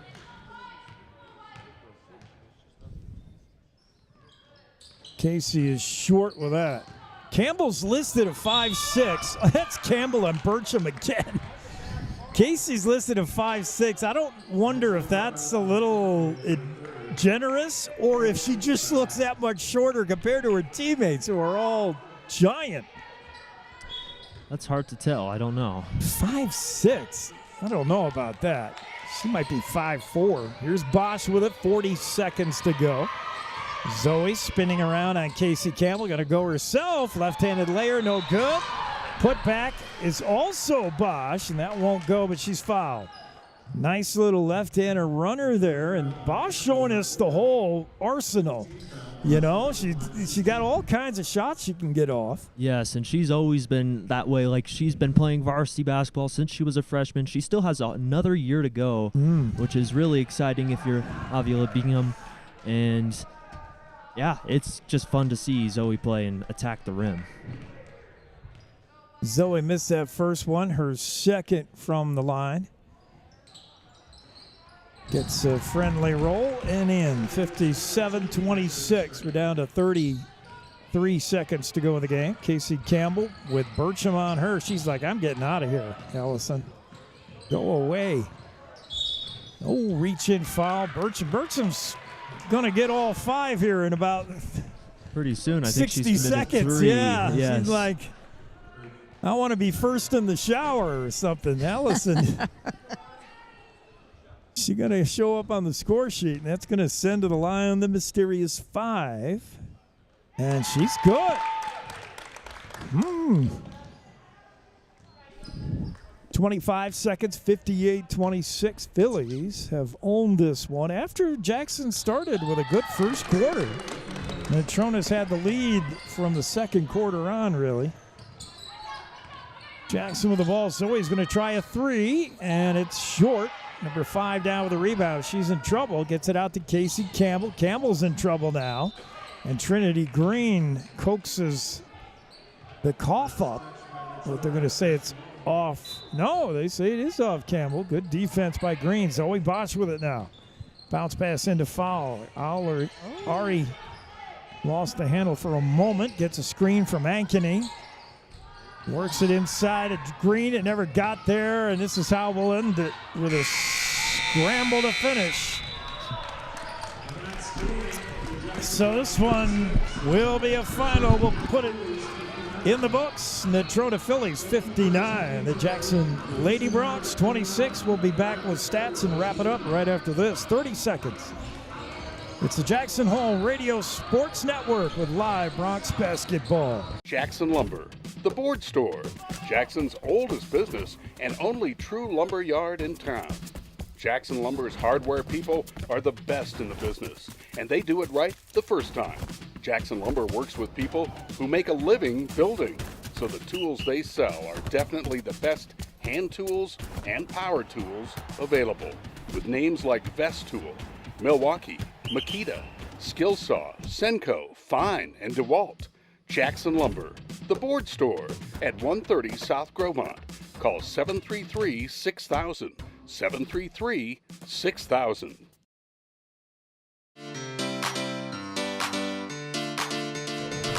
Back to wrap things up after the girls have just finished. Boys will tap it in about 9 minutes. Don't go anywhere. Final score, Natrona 59, Jackson 26. What do the stats look like, Kimmy K, for the Phillies? We'll start with them, and I know it's probably going to be a big number alongside number 33. Bryn Seibert was all right, well, vibrant. I'm going to start at the top and go down. Campbell has 3. Okay. Salinas 4. Rees, whatever, 3. Vance 5. Who's 10? Barons. Josh Barons. 3. Sheets. 4. Casher. Sorry, I can't read the writing down here. Casher 1. Costello 12. Dinkle 2. Duncan 1 and Cybrant. Okay, hold on. 2, 4, 6, 8, 10, 12, 14, 16, 17 points. 17 to lead all scorers. Bryn Cybrant. I mean, how could you not give it to her both defensively, offensively?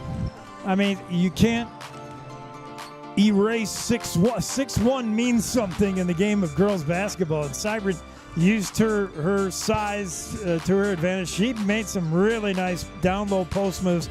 Cami Costello was fun to watch as well, but I got to say Cybrant. Kimmy, who's your player of the game for Cybrant? Cybrant's a pretty unanimous sweep. 17 points is impressive, leading all scorers in the game. And I really like how she had that left hook, but she also had that mid-range jump shot as well. Yeah. It wasn't just the hook. She had multiple different post moves and killing the Bronx in multiple ways. And she let some threes go. She also realizes the way she plays, she's going to get fouled a lot, so she's good from the line. I mean, she just does it all. She's a fun one to have if you're coach. And Coach played a bunch. Coach gets my second pick. He really played all his players. I love that. How'd the Lady Bronx do, Kimmy? We got Rommel with 1, Maggie Holland with 2, Lucy Webb with 2, Jack Strickland with 2, Ari Fowler with 3, Mads Holland with 4, Kat Ankeny with 5, and Zoe Bosch with 7. All right, we'll start with Mac. Who's your VIP for the Lady Bronx? Well, I do like the balance that the Bronx have. That's definitely something that I've seen a lot in the last 2 games is the balance of scoring. I really liked Zoe Bosch's 7 points all in the second half, I believe, in limited minutes coming off the bench, making the difference for the Bronx. I do like Trinity Green just doing all the little things, getting steals, getting a lot of rebounds too. I liked almost everyone's game to a certain degree. Like Mads, both the Holland sisters did a good job with their low presence, getting stops that they needed. But I think I got to give it to Zoe Bosch just for running that tempo late in the second half. It's hard to pick one because they all did something. Kimmy? Well, I was already, before just checking the score, not realizing Zoe scored as much because Zoe's a given for offensive, and I've same thing with Mac over there, Trinity Green out there. But then I would just throw out all the freshmen who played. I felt like showed up and were playing varsity basketball with the rest of the girls. So a little bit, my thought ahead of time was the freshman players had Trinity on there, but I also have Zoe, so I can't. I'm just going to have to go with Trinity just to be different. I love Trinity's game. I'm going to go with another freshman who actually got the start, Jack Strickland, the 5'9" freshman. Coach needed her to answer that size of Natrona. I thought she had a good game, Jack Strickland, and 3 more years of her. I'll take it. All right, that's going to do it for us. Another quick break, and we'll reset things for the boys. Once again, the final score, Natrona 59, Jackson 26. Boys next, tapping 5, and we got it for you right here, the Jackson Hole Radio Sports Network.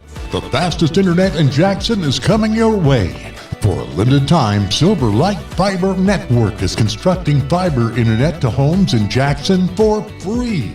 Pick between 4 internet providers and swap at any time.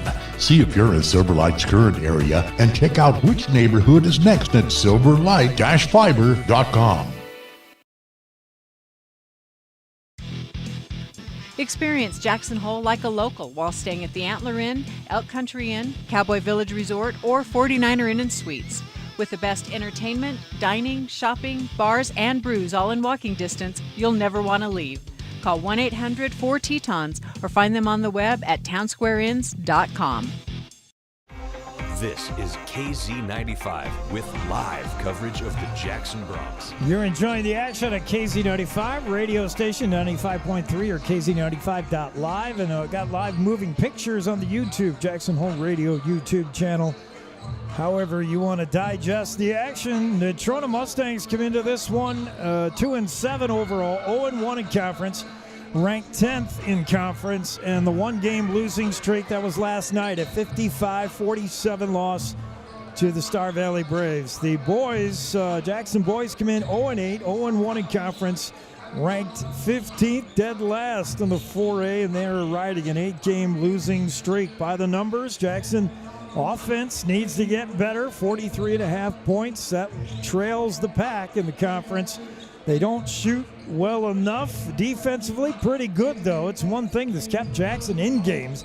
They play good defense and hold their opponent to about 56 points a game. Natrona, offensively, they're okay, 50 points a game. They shoot it okay. Their defense is also very good, and watch their rebounding. They're not necessarily offensive boards, Mac, but defensive boards. I think they rank number 2. They're number 4 overall. When you miss a shot, if you're the Jackson Bronx, you're not getting the ball back. You're one and done every trip. They really hit the glass hard defensively. Oh, that's something Jackson's going to have to work on. You saw it against Kelly Walsh last night. Kelly Walsh got a lot of offensive rebounds in all 4 quarters. And Jackson, yes, they do have the height disadvantage in a lot of areas, but Jackson's got to show their heart. They can show their heart, and I know they're capable of it. They just got to prove it with putting a body on someone, boxing out, being fundamental about those rebounds. And if they could do that, that will vastly help them in this game. Let's go to the keys. Whoa. Yeah, I don't know why that happened.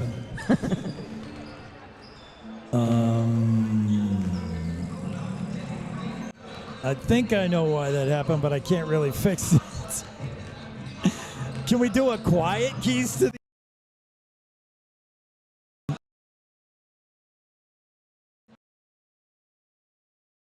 I'm going to give up on that idea because it really disturbs the computer. Keys to the game, I think, are 2. I just mentioned the glass. You got to try to rebound with these guys, because if you miss shots and you want to see the ball again, you're going to have to wait for Natrona to just go ahead and go down and score, because you're not going to get many offensive boards against this team after a missed shot. The other thing is, I think from watching Natrona, especially a little bit last night against Star Valley, on the road, I think the Mustangs can be rattled a little bit. They're very young. They only have one senior, and I don't even know he starts. It's a young team, and I think you can rattle their cage. You remember this place last night, Mac, in the 3rd quarter, we were blowing it up. I think if you get that kind of energy going, you could scare the Mustangs and rattle them a little bit. I think rattle their cage is a game plan. Yes, and that's got to start with the Bronx as a team, and it starts with their bench. You got to have energy, keep each other up, keep the heads up even when something goes wrong. Mistakes are going to happen. Mistakes always happen every game. It's how the Bronx keep composure and respond to those mistakes, because they did have 22 turnovers last night against Kelly Walsh. I got that stat from Matt Elliott. And they're going to have to really work on those turnovers, limit them, and be more patient with the ball. But it starts with lifting each other up. If you have a better mindset going into this game, it just makes everything better. The shots will go in, those layups will go in, things will start going right. We'll get back with the starting lineups and get this one tapped off after the boys introduce themselves right here. Jesse Larson, senior. Will King, senior. Matt Baltus, senior. Jake Simmons, freshman. Aaron Larson, senior. Owen Brecker, junior. Thomas King, sophomore. Noah McKinney, junior. Jack Berzek, senior. Ethan Hoffman, sophomore. Max White, sophomore. Palmer Wetzel, senior. Will Gunning, junior. Colin Pape, senior.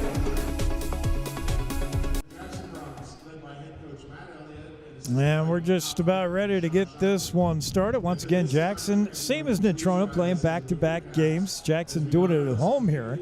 Natrona has to make the road trip. They played Star Valley last night and lost. Jackson played here at home and lost to Kelly Walsh. Let's get the singing of our national anthem. Looks like it's going to be our favorite princess, Maddie Dornan.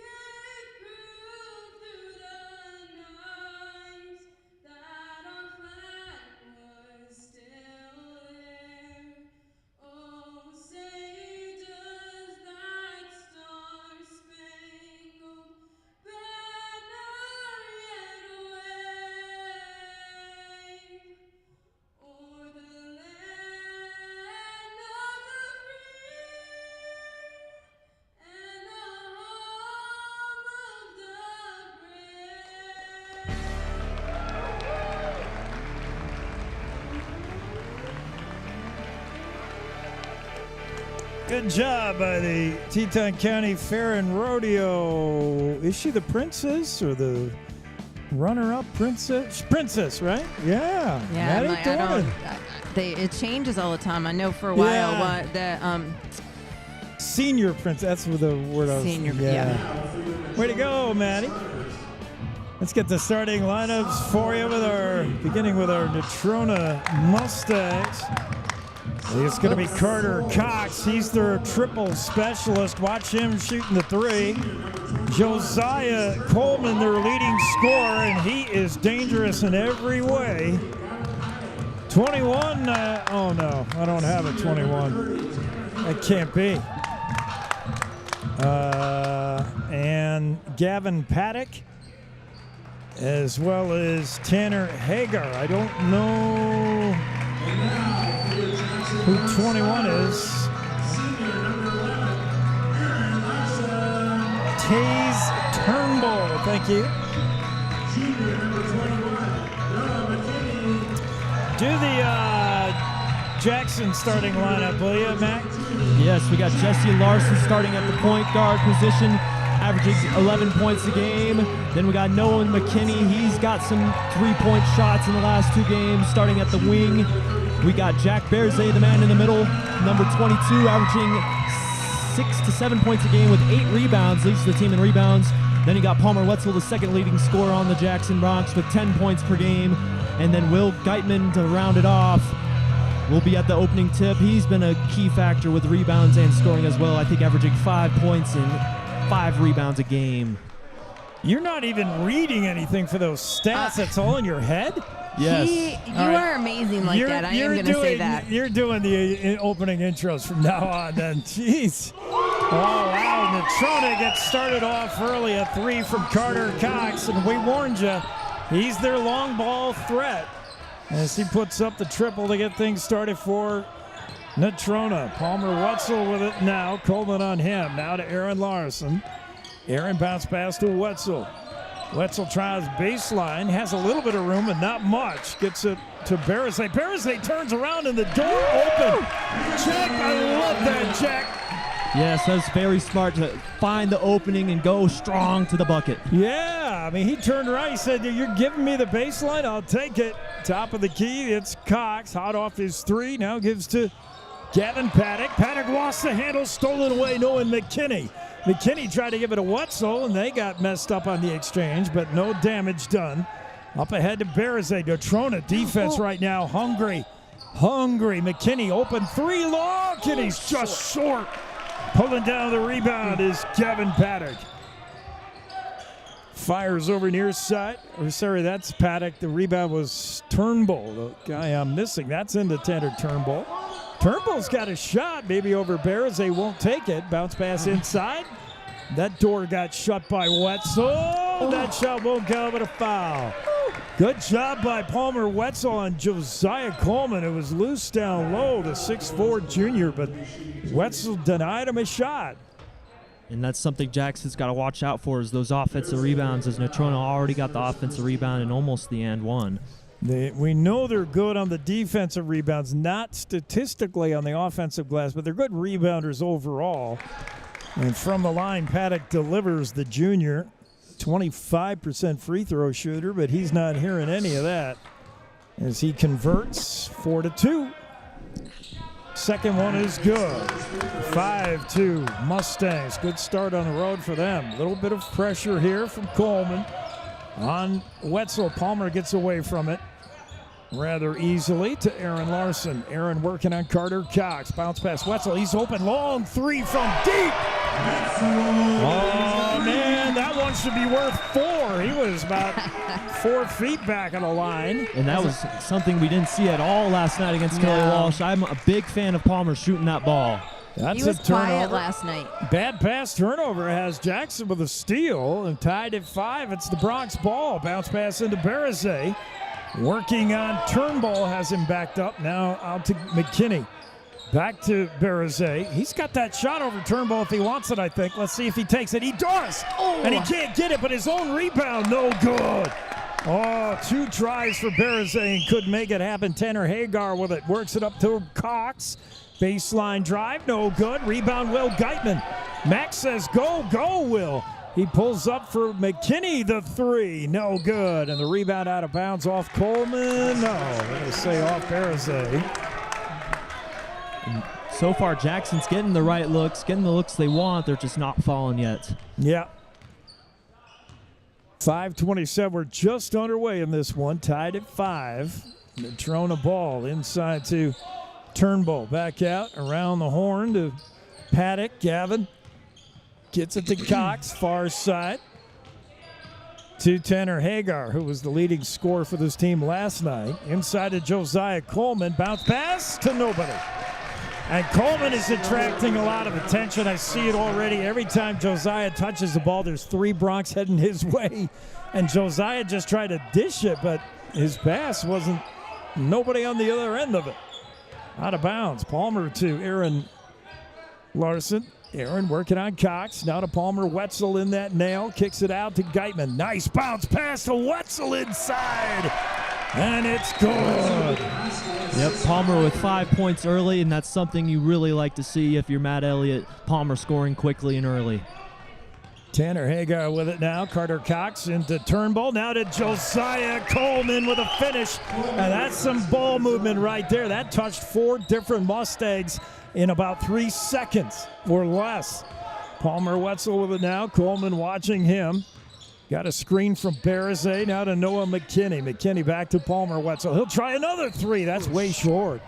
And he didn't get it off well. He knew it. Out of his hand, it didn't feel right.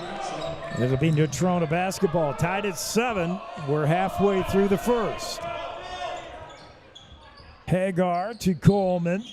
Back to Carter Cox. He hit a big 3 early to get Natrona going. Back door to Coleman, and he can't convert. Boy, good idea. I think Josiah wanted to jam it, but there was a Bronx there stuck in his way.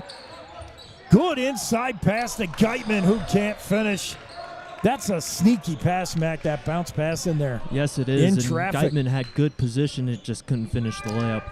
Oh, Paddock with it now, top of the key. Hagar around the perimeter to Cox, and he got contacted. Is it McKinney? No, it's Wetzel. Picks up the foul. And now we get Jesse Larson checking in for Aaron. So Coach Elliott, who often will have the Twins playing together, last night decided to sit them for a half because Jackson just had to get big. Long 3 there from Hagar. That rattles in and out. Rebound into the hands of Palmer Wetzel as he out-battles Tanner Turnbull. Wetzel with it now. Hagar on him. Weaves his way into the lane. A little 12-footer. No good. Short. Oh, and we got a Mustang hits the deck behind the play. No call. That was he must be in drama class. Josiah Coleman, his shot no good, but the rebound from Turnbull, who was the guy who fell down back in the backcourt. And he wants a call there and doesn't get when Turnbull's like, what do I got to do to get a whistle? Well, Jackson's playing very chippy, which is really awesome to see. They got to keep continuing this for the 4 quarters. Pass out to Paddock, almost lost the handle. Saves it momentarily. Yes, Turnbull. Now Turnbull throws it into the water cooler on the Bronx bench, right in between Coleman and Hagar. But wait a minute. Yeah, Hagar says, is it our ball? That can't be. That's got to be Bronx ball. Yeah. Okay. Palmer Wetzel with it. 3:03 to go in a low-scoring first. We're tied at 7. And it's Jesse Larson back to Palmer Wetzel. Wetzel already starting faster than he did yesterday. Oh, Josiah pokes one away. Coleman going to go. No, look out, Jesse. And, man, if Josiah Coleman knows anything about the Larsons, when he hears footsteps, beware. The Larsons are coming for you. Yes, he was sprinting like the 100-meter dash. That hustle was amazing. Yes, it was. Jesse Larson from half court said, I'm going to get back on this one, and he did. And denied Coleman the easy layup. Here's Hagar all the way out here to Cooper Rogers in the game now for Natrona. Rogers far side to Paddock. Inside to Turnbull. Now a long 3 is no good from Hagar. He's let 2 threes go ahead. McKinney with a steal. Noah McKinney behind the back, and it's an over and back. Yeah. Oh, it's all right. That was close, but yeah. And Noah got a little help from Jesse Larson there. He kind of slid the ball. He's little. I think he went under the guy's legs even, if I could see a replay. Head coach Kurt Paddock from Natrona jumped right up. He said, that's an over and back. That's McKinney with a behind-the-back dribble. He did that last night as well, put himself over and back as he's trying to elude Natrona players. Cross-court pass. Oh, no way. Palmer Wetzel the steal up ahead to Ethan Hoffman. Back to Wetzel. Wetzel to Larson, top of the key. Jesse hands off to Wetzel, directs traffic, bounce pass into Barazay. Looking for a kick out, it's not there, turns around and says, what have I got here? Ah, and he's got a bucket! Jack Barazay right over the top of Josiah Coleman. And one. And you got to love the methodicalness, if that's a word, for Jack. He waited, saw the advantage, took the spin, and scored it. It was an afterthought. Barazay's always first looking to kick one out from the nail. And he said, well, nothing's there. Let me turn around and see what's here. And he's like, here I go. There's Hagar. He's going cross court to Paddock. Now inside a turn ball. Paddock's going to try a long one. Rattles in and out. Barazay with the board. Good job. Jack Barazay cleaning it up on the other end. 9-7 Jackson lead. They have the ball. Coleman trying to find Wetzel, and Barazay scoops up the loose ball. Back out to Palmer, and they'll settle it down. Palmer Wetzel wants Jesse to go there. Jesse does, or never gets the pass. Barazay pass, dangerous, almost stolen by Cooper. He's going to go right. Rogers. Barazay with a left-handed layer in the lane, no good. Out back to Hoffman. His three is short. Oh, tough. Jackson, good ball movement, good looks. They just couldn't finish. Cooper Rogers gives it to Paddock. Now top of the key, back to Rogers. Rogers looking for Coleman inside it, never got there. Too many Bronx hands, and it'll be off Jackson. And I think Jackson's taken that loss against Kelly Walsh very personally. Like they have way more energy even than last night when they had a lot of energy in the third quarter. Yeah. They are. They're playing with a chip on their shoulder. They wanted that one last night. Inbounds pass, too easy. Getting loose is Gavin Paddock, the junior, with a layup. And it's 9-9. 45 seconds to go in the opener. Tie game. Jesse Larson bounce pass into Barazay. Thought about kicking it to Wetzel. Gives it to Noah McKinney. He drives. Kick out to Barazay. He's in no man's land. Double teamed out to Wetzel. Wide open three. Goal! Palmer Wetzel. 25 seconds. Natrona with the ball. See if the Mustangs have an answer. It's Rogers. Far side. Hagar, and his three no good. Blocked by Wetzel. And now jump ball Coleman. Nice job. And Jackson is giving Tanner Hagar no looks from three. Hagar had 15 points last night to lead all Mustangs. And I think Coach Elliott saw the film and he said, do not let 30 have anything from outside. And he has not had a clean look at all. He's 0 for 3 from beyond the arc. Oh, that pass to Larson out of bounds. Wetzel pass wasn't great, and Larson couldn't track it down. Yep, and that's a mistake the Bronx would like to forget, but you got to keep moving on, forget it ever happened, and got to get a stop here. Yeah, the unforced errors, they'll kill you. 3-point lead for Bronx. Natrona has it, playing for a last shot here with 14 seconds. Hagar gets it to Paddock, now to Rogers. Back to Hagar, Tanner. To Rogers, that shot blocked. Nice Noah McKinney with a big block. But Natrona has it back. 1 second left. A shot. And once again, Tanner Hagar, no good. And that's how the first quarter will end. The score, Jackson 12, Natrona 9. We'll be right back with the start of the second here from Jackson Hole Gymnasium. You're enjoying Bronx basketball on KZ95, the Jackson Hole Radio Sports. Cashmere, silk, down, or denim, Blue Spruce Cleaners is where you take them. We have a friendly, knowledgeable staff eager and happy to serve you in 2 locations and on the road with daily pickup and delivery service and expert tailoring on site. We offer the best in green, effective, and gentle cleaning with Green Earth Cleaning and professional laundry for your sweaters, gowns, comforters, and linens.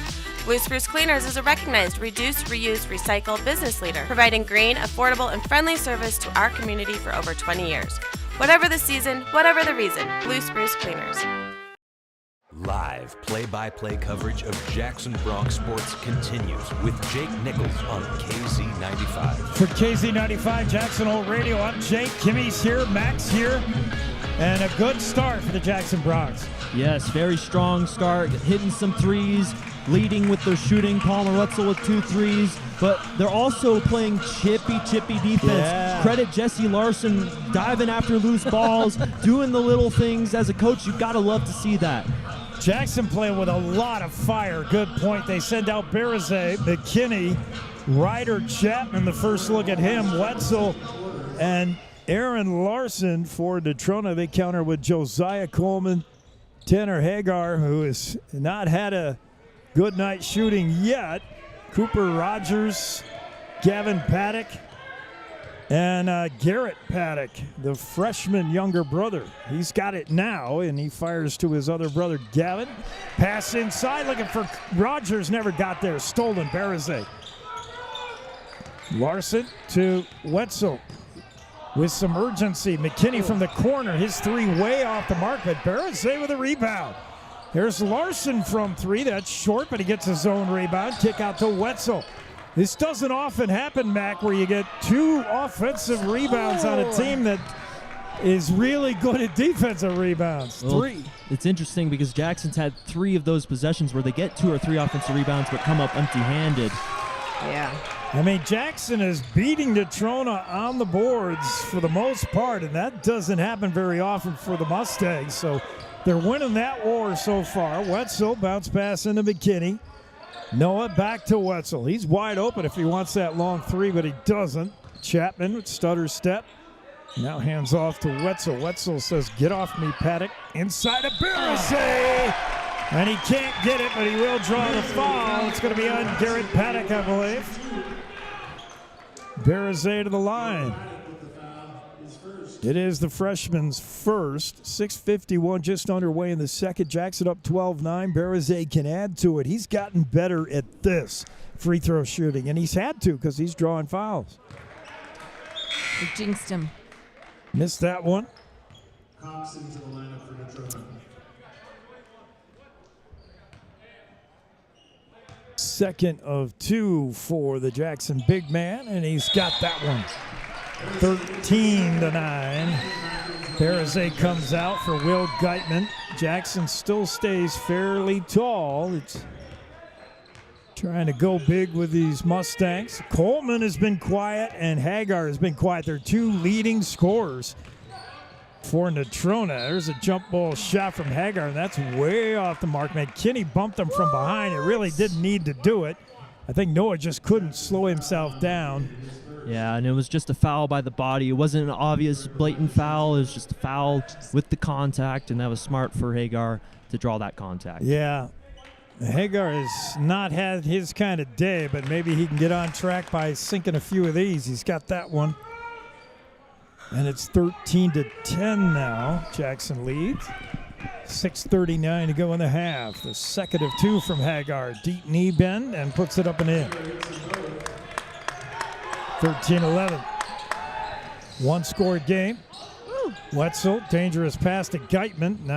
There's Geitman. That was to Chapman. Bounce pass. McKinney has it now. Noah McKinney. He can be shifty. Kicks it out to Chapman. Works it to Larson. Aaron on Coleman. Pulls up his dribble. Top of the key, Wetzel. Jackson trying to find something. And they don't see it. Nice spin move by Wetzel. Puts it up. No good. And he will draw the foul. It's going to be on Coleman, I think. Josiah says, "I was set." And the referee said, "I don't think you were." And I thought Palmer was going to get an and 1 there, but Palmer's just been fantastic inside in the last 2 games. I want to see him keep attacking the rim. And, like a swing player, he's been good outside as well. He hit some long ones on this one. It's the complete game from Palmer. Misses the first, though. Okay, not a complete game. You got to hit free throws, too, Palmer. There it is. 14-11. Barazay's back in. He'll give Palmer Wetzel a break. Jackson sinks into that 2-3 zone, awaiting the Mustangs. Here they come. It's Cooper Rogers. Cooper, far side to Hagar. Back top of the key to Carter Cox to Rogers. Back to Hagar. Back to Cox. Inside, it's Paddock. Didn't see anything he liked. Baseline 3, Hagar. And again, Will Geitman is there. Hagar just can't get a 3 off.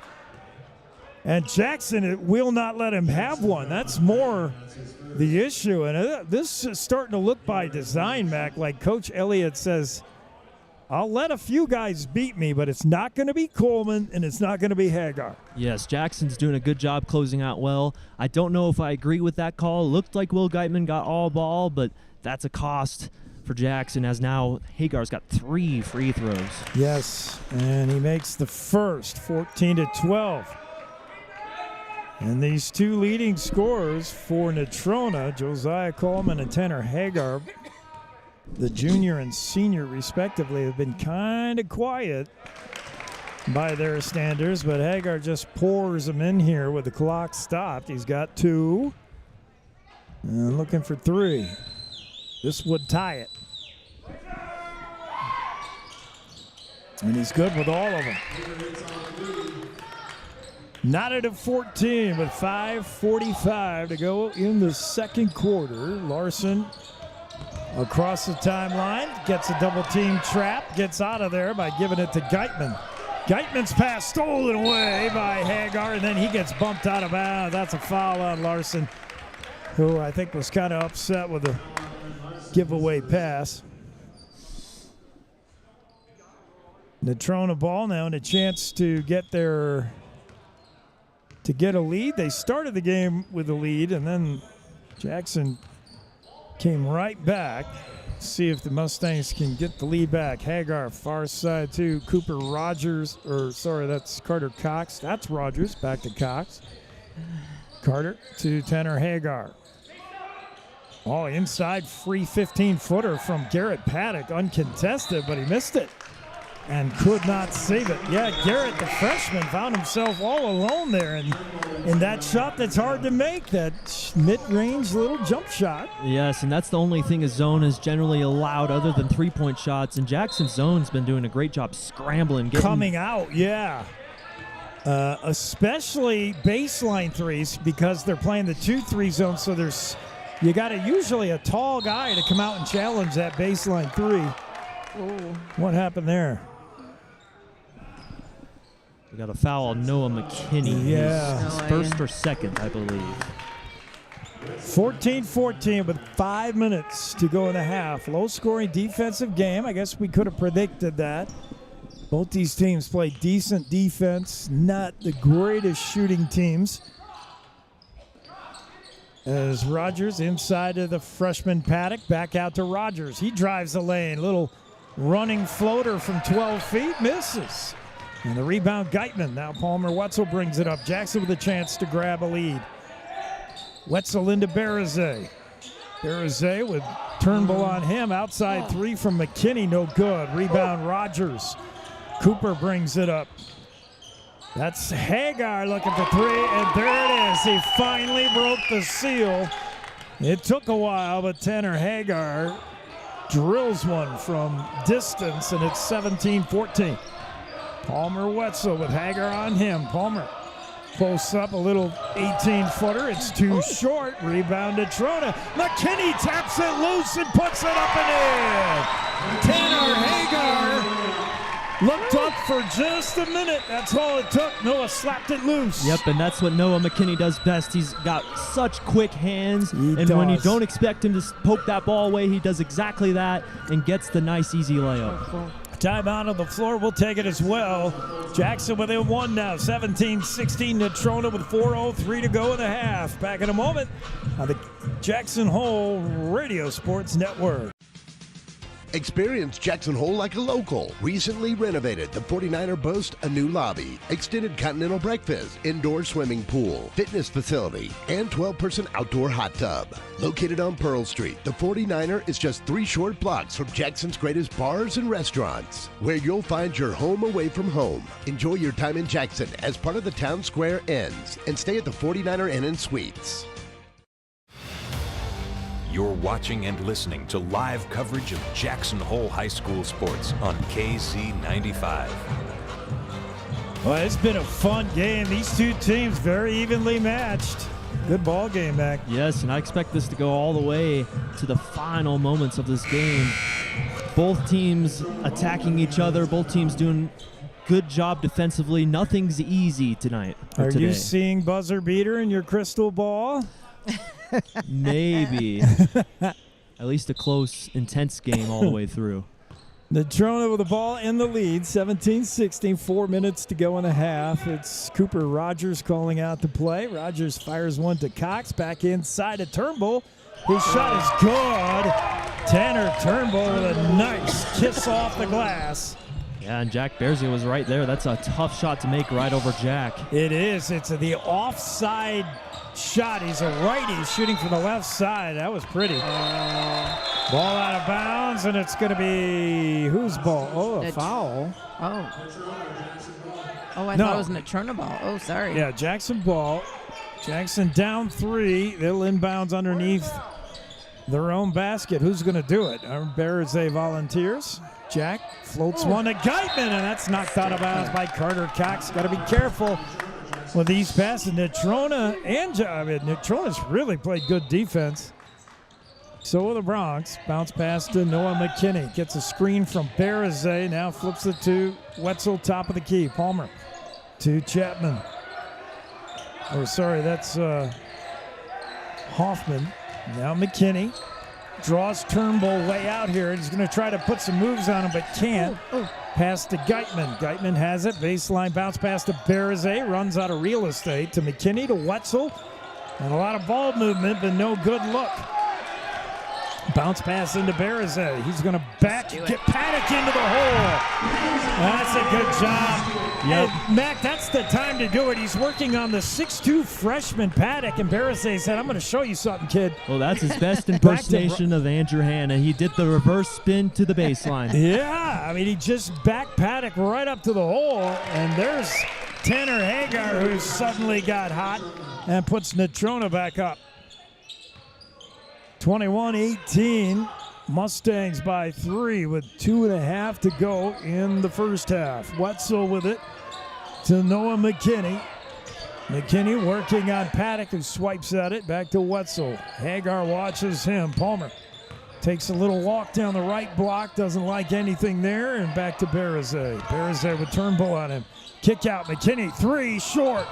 Rebound, banging for it is Hoffman, and he bumps right into Cooper Rogers. No call, but now there's a call. Yeah, and it will be Hoffman. He could have had that back there in the other half of the court, but he got it chasing down Rogers, I think, right? Reached him.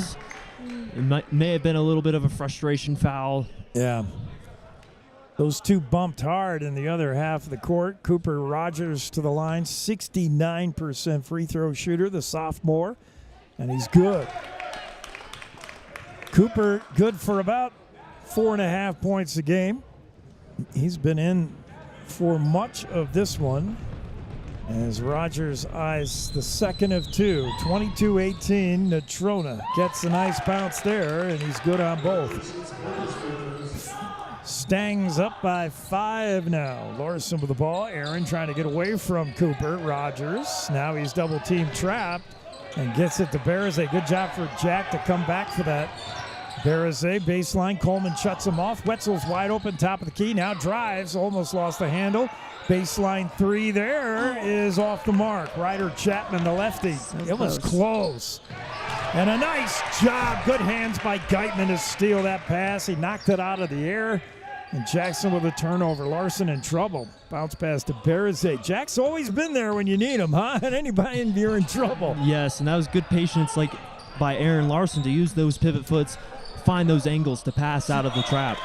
Pass intended for Bearzay, but Josiah Coleman got a hand on it. They're going to say it's off Jack. I thought I was off Natrona. Buck 28 to go in the half. 23-18 Natrona. They can add to the lead here of 5. It's been close back and forth. 5 is the biggest lead either team has enjoyed as Turnbull with it now.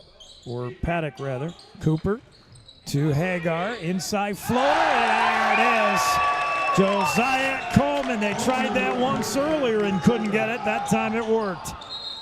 Good job by Hagar to see Coleman. It must just be a look, Mac. Josiah says, do it. Yes, that's a very well drawn up play. It's similar to like what Seb and Mason did last year, alley-oop. Yep. Yeah. And it's fun to see if you're Natrona. Down to a minute here. The Mustangs up 25-18. Palmer Wetzel with it. Inside of Bereзе, posting up on Turnbull, and a big left-handed shot. Jackson needed that one. Bereze over the top of Turnbull. And he's got to be close to double figures. Paddock, Gavin Paddock to Hagar, now over to Cooper. Rogers on that far side, now to Tanner Hagar, drives the lane, gets around Bereze. That was a beautiful Euro step, and it seems like 8 steps. Yes, the crowd wanted to travel, but it was very crafty by Hagar to find the opening. Natrona up 7. Bereze doesn't like the defense that Turnbull was giving him as he bangs the ball down. It will be a foul on Turnbull, so Jack was right. Bereze's been wearing out Turnbull a little bit down low, and I like that. He's been strong in the first half here as Chapman gets it out to Larson. He'll drive the right block, running layup, no good. Rebound Bereze right back out to Larson. Jack is having a monster game right now, boards and offense, and he's going to try that left-handed shot from 14 feet. Can't get it to go, but Bereze right now is keeping Jackson in it. We're done at the half with a score. Natrona 27, Jackson 20. We'll be right back with a halftime show, stats, and all that jazz after these. You're enjoying Bronx basketball on the Jackson Hole Radio Network. They say the best offense is a good defense. This theory applies on Wyoming's roads and highways just as much as it does on the basketball court. Always know road conditions before you head out. Visit wyoroad.info, download YDOT's 511 app, or call 511 for current conditions. Buckle up every trip, every time, and put away distractions, especially your phone, so you're better prepared for the unexpected. Finally, never drink and drive, not even a little, because buzz driving is drunk driving. This message brought to you by YDOT. Experience Jackson Hole like a local. Recently renovated, the 49er boasts a new lobby, extended continental breakfast, indoor swimming pool, fitness facility, and 12-person outdoor hot tub. Located on Pearl Street, the 49er is just 3 short blocks from Jackson's greatest bars and restaurants, where you'll find your home away from home. Enjoy your time in Jackson as part of the Town Square Inns, and stay at the 49er Inn and Suites.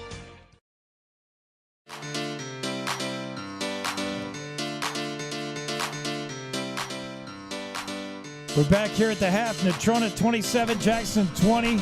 Let's take a look at the stats. Kimmy K, who's scoring there for the Mustangs?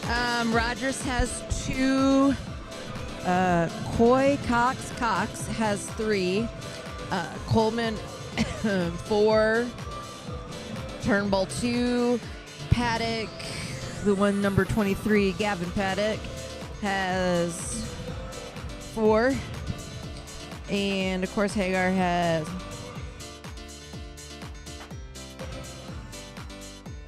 12. Yeah, he averages 13 a game. So even though he started this game really cold from 3 land, and a lot of that was the defense of Jackson, he's picked it up and is finding his rhythm. All right, Jackson Bronx, what are they doing?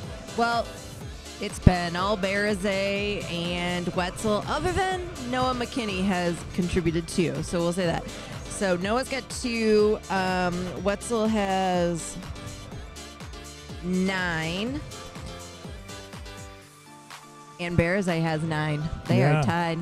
Wetzel and Bereze really leading the charge here. Mac, you're Coach Elliott. You're in the locker room now. What do you got to keep doing, and what do you got to stop doing? Give me one for each. I think the things that you got to keep doing is playing solid defense. Their defense intensity has been outstanding this game. Got to limit and look at Tanner Hagar, which they have done a solid job, but you got to close out harder on those shots. And they've done a good job. Josiah Coleman's only got 4 points. Limiting their second leading scorer to just 4 points is impressive. Keep doing what you're doing. and get more open looks. Give the ball to Jack or Palmer if you need to, because that's what's working so far, and maybe find a little bit more bounce. There's only been 3 scorers for the Bronx, so you want to get Aaron and Jesse, get them to get some shots up, and because they are lethal from the three-point line, and I think that could help Jackson offensively to start the third quarter. Haven't seen the Larsons make it rain threes. Haven't seen a lot of Will Geitman on the offensive score sheet. Okay, I like that. I mean, you got to be happy with the defense you play for Jackson. If you're Coach Elliott, you played good defense. The problem is, again, 20 points for a half, not enough. It's better than the 16 yesterday, but 20 points, I mean, that averages out to 40 a game. 40 is not going to win you a ton of varsity boys basketball games. I mean, it's not bad, but it's not great either. You're at home. You should be scoring more.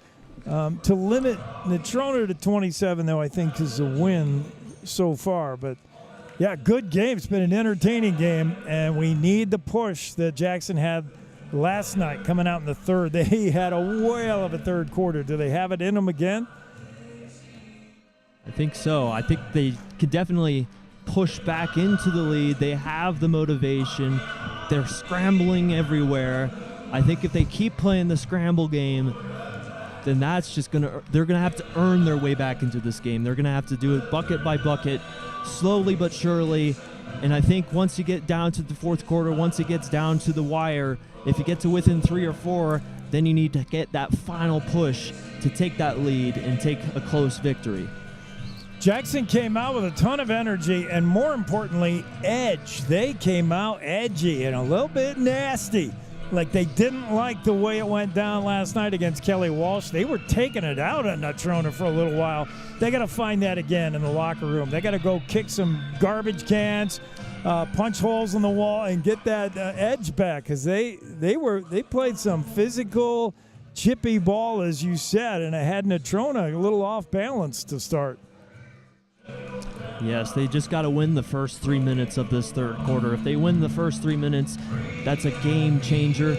That will really get them a burst of offense if they can win these 3 minutes or just get stops, whether it's one or the other. A combination of the both would help them come back into this game.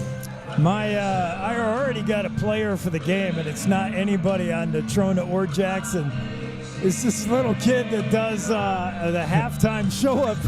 Whether she is in the middle, she's really good future in something, and she's also drawn a really cool Jackson Bronx sign. If I get a chance, I'll show it to you. So she's like a super fan and a great halftime entertainment show. She's my player of the game, whoever that is. There you go. I think she belongs to a coach's kid or something, but yeah, she's pretty fun. All right, we'll be back here. Both teams back out on the floor taking warm-ups, and we're going to tap the second half here before you know it. It's Jackson Hole Bronx basketball on the Jackson Hole Radio Sports Network. Back in a moment.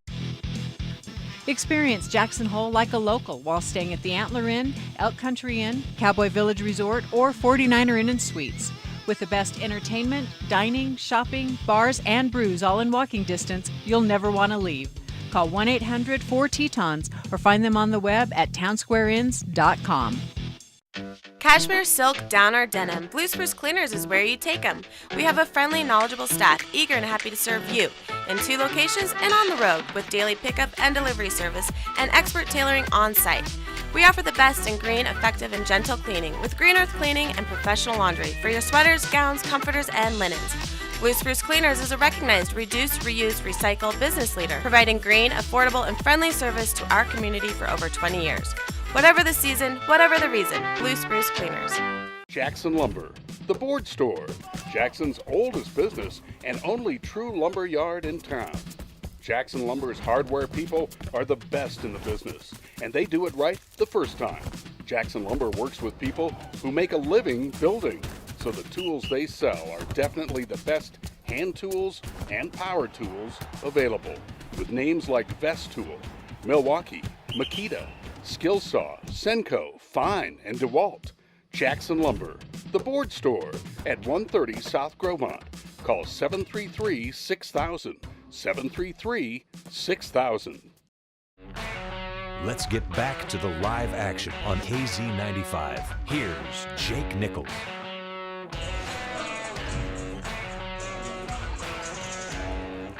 For Jackson Hole Radio, I'm Jake Nichols. Mac Fairbairn here as well. Kimmy K bringing all the action, girls and boys, back-to-back. Last night we were on the All-Casper weekend. Kelly Walsh got the better of our girls and boys. 2 fun games, though.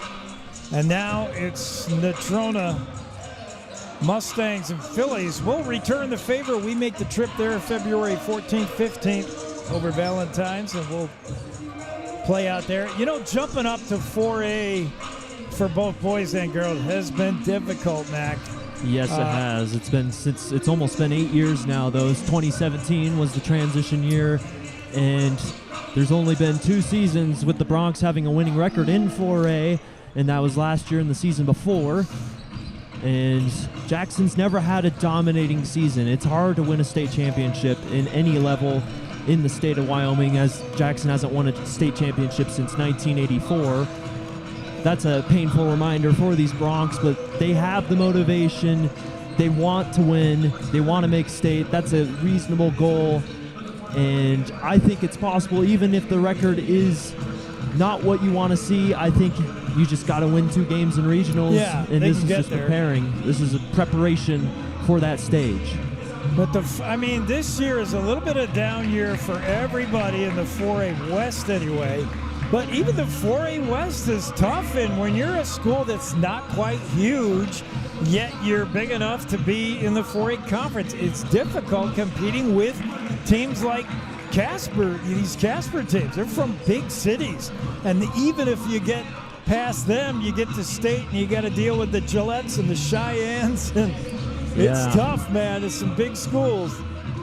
Yep, and Sheridan's also been fantastic this year. Sheridan. And it's just, that's what makes the games against Kelly Walsh and Natrona is more important, because generally Kelly Walsh and Natrona is capable with competing with those eastern side teams. So if Jackson's keeping it in it with Natrona and Kelly Walsh, you never know, they could find more wins down the season. Well, definitely a winnable game, and Jackson needs to find a way to do it.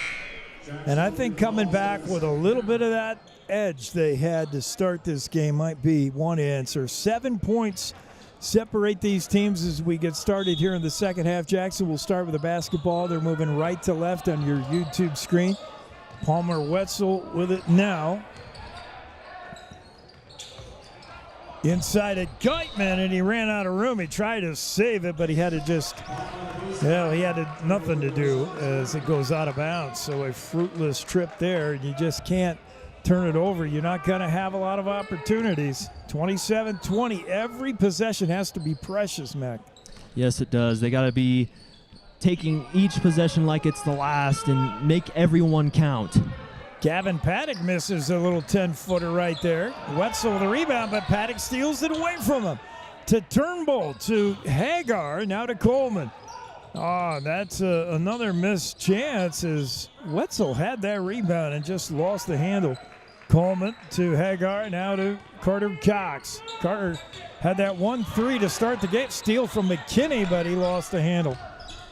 We better take care of that ball. We got some kids out there that are not treating that ball as precious as you should.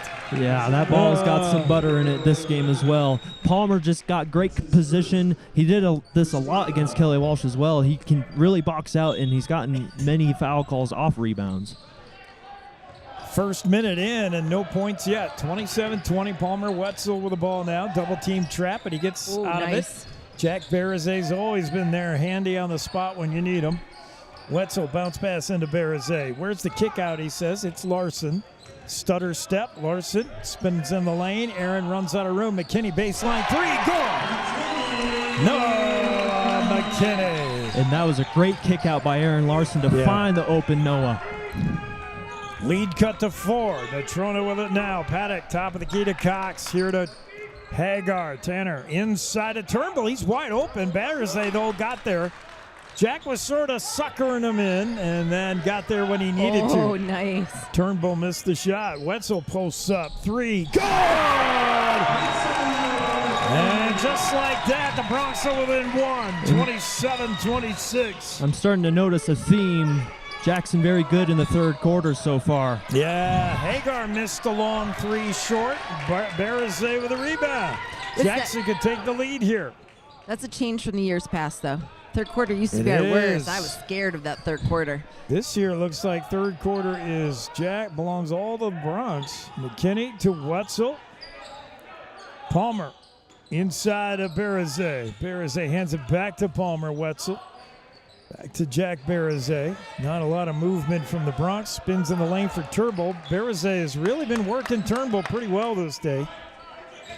Palmer, Wetzel get a screen from Barazay. Still right with him is the defense of Hagar. McKinney thought about it for a moment. Geitman baseline drive on Coleman. Bounce pass to Barazay, and he can't get it. Coleman slaps the rebound loose. Everybody fighting for it. Jackson's got it. That's that scrappy play the Bronx need. They would not be denied. McKinney with it, working on Josiah Coleman. Baseline, lost the handle, stolen. Turnbull's Tanner's going to let it roll out of bounds, and we all had to watch it happen in slow motion. Yep, the ball just stood there. I know I thought for a minute it might just stop in the corner. I thought, smart play, Tanner Hagar, just let it roll. And then I thought, I don't know, Tanner, if it's got enough to get out of there. And it did. Is Hagar with it now, just under 5 to go in the third. And post up Coleman from 14 feet. He's short. Yeah, that's 2 possessions now in a row where Jax contested that long mid-range shot, and it's just too much. Yeah, Barazay playing good defense, good rebounding, and providing points as well. Doing it all. Larson from 3. Good! And Jackson has the lead. It's Aaron Larson, the senior, from beyond the arc, and it's 29-27 Bronx. Baseline drive there out of the hands of Paddock. And they're going to say Jackson ball, and Garrett can't believe it. Garrett. So go ahead, sorry. No, I was just going to say that's the freshman, the youngest Paddock playing for Coach Paddock. 4:21 to go. Jackson up 29-27. Full court press. Natrona. It's Larson with it now. Aaron Larson behind the back dribble. Gets loose of Cooper Rogers for a moment.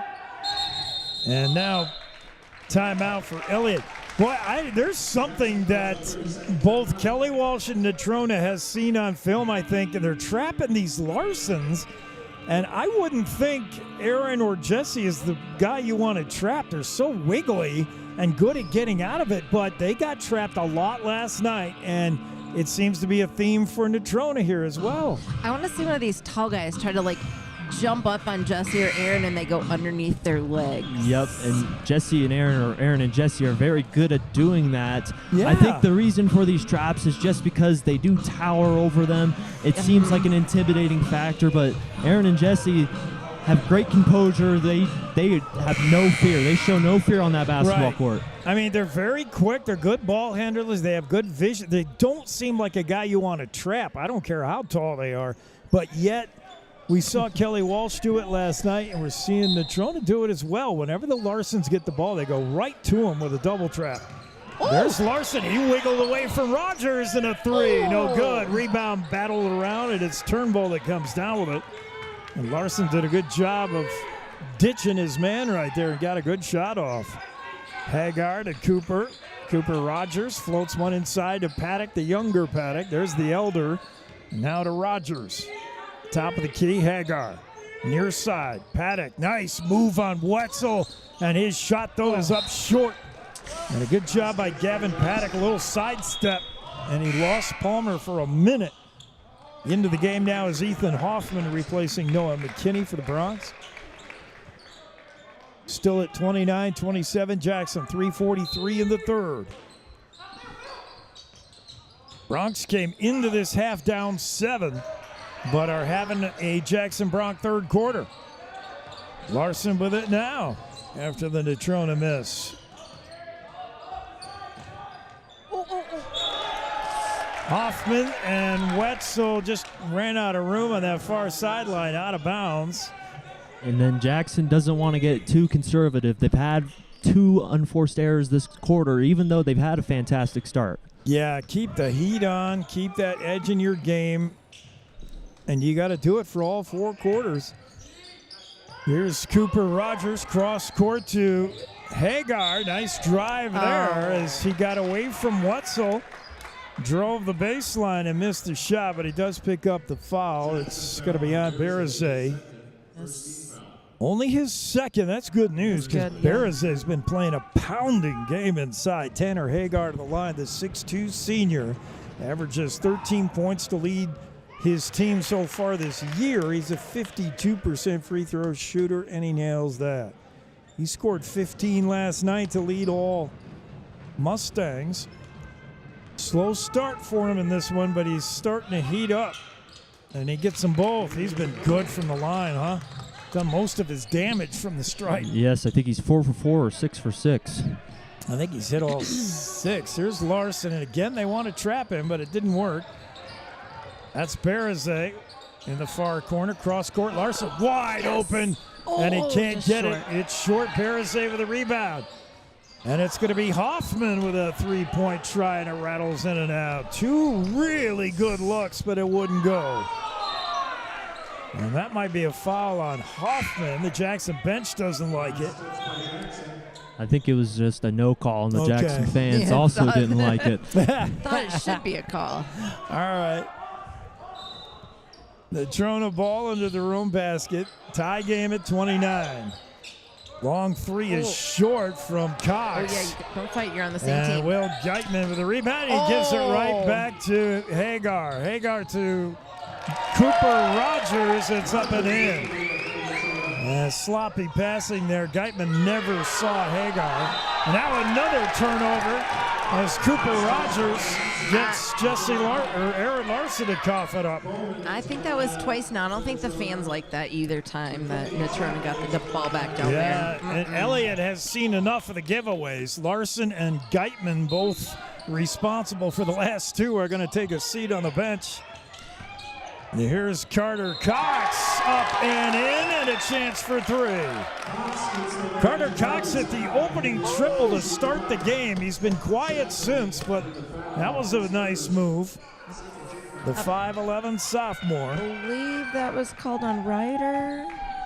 55% free throw shooter is Cox, and he's good. So 34-29. And a giveaway there. Josiah Coleman with the steal. Back to Coleman off his hands. He wasn't ready for that pass, but it goes right to Paddock.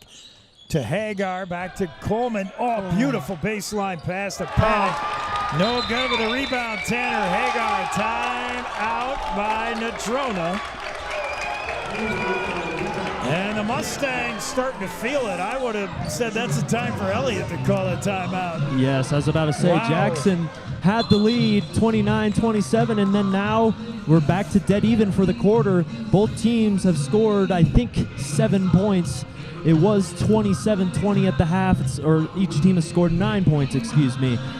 But Jackson was doing just such a good job doing everything right, but then something turned, and I don't know what it was, but something turned, and suddenly Natrona got right back into it, and the leading cause was the turnovers. The Mustangs are stealing the ball like crazy in the last 2 minutes, but a lot of it were unforced, bad passes, just shooting yourself in the foot kind of turnovers. Not necessarily Natrona, although Natrona's playing good defense, but the Phillies or the Stangs are banging the boards, and they're getting second, third chances. It's just energy. It's this momentum swing. You can feel it. So we'll see if Jackson can get Mo back on their side with 2:05 to go in the third. It's a 7-point game. Barazay shovels it out for a 3, and no good from Chapman. Here's Josiah Coleman, coast to coast, up and in. And that was smooth. Yeah, no one stopped ball. That was a chance where you could take a charge because he wanted to get airborne and score that layup. Yeah, you just avoided like 4 guys. There's another 3 from Chapman. It won't go. Just can't buy one now. Jackson can't find the shooting range. Here is Hagar, works it inside to Cox, now to Coleman. And even after the break, Natrona picks right back up where they left off, 40-29. Down to, well, that's an intentional foul. I think Paddock was just looking to bang into Wetzel, and he did. Gavin looking back at Coach Dad, the junior, and yeah, he bumped Wetzel pretty hard there. Palmer will inbounds here. Palmer gets it to Larson, Aaron Larson.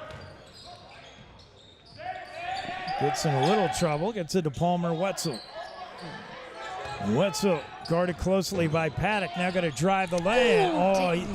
Palmer did a great job to get away from Paddock, and he elude two other Mustangs who were waiting for him to paint. He just didn't finish. Well, it's like Jackson hit a brick wall. They were pushing back, and then suddenly shots just can't fall, even when it comes down to as simple as layups. Yeah, I mean, Palmer did everything. He shook loose of Paddock, avoided two other Mustangs, and laid it up and not in.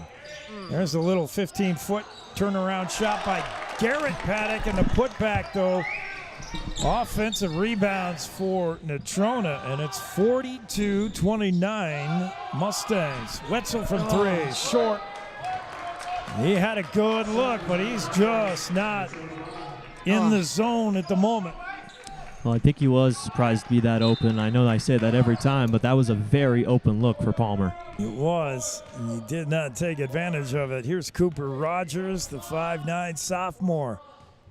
Across the line, in no hurry to do much here, being watched by Ryder Chapman. Larson threatens to come out, does, and force the pass here as nothing else was going to happen until they got a double team going. Here's Rogers to Cox. Carter going to put one up. That's a tough shot over the top of Larson. No go. But another strong board. It's Paddock for Natrona. Coleman's open to the back door, and it's shot no good. And that's how the quarter will end. Oh, boy. Yeah, that started out Jackson's way, and it didn't end Jackson's way. Maybe we shouldn't have said so. After three complete, it's Natrona 42, Jackson 29. Right back with us finish here in Jackson. Jackson Hole Radio and KZ95, the place to hear Bronx basketball. Jackson Lumber, the board store, Jackson's oldest business and only true lumber yard in town. Jackson Lumber's hardware people are the best in the business, and they do it right the first time. Jackson Lumber works with people who make a living building, so the tools they sell are definitely the best hand tools and power tools available, with names like Vest Tool, Milwaukee, Makita, Skillsaw, Senco, Fine, and DeWalt. Jackson Lumber, the board store at 130 South Gromont. Call 733-6000, 733-6000.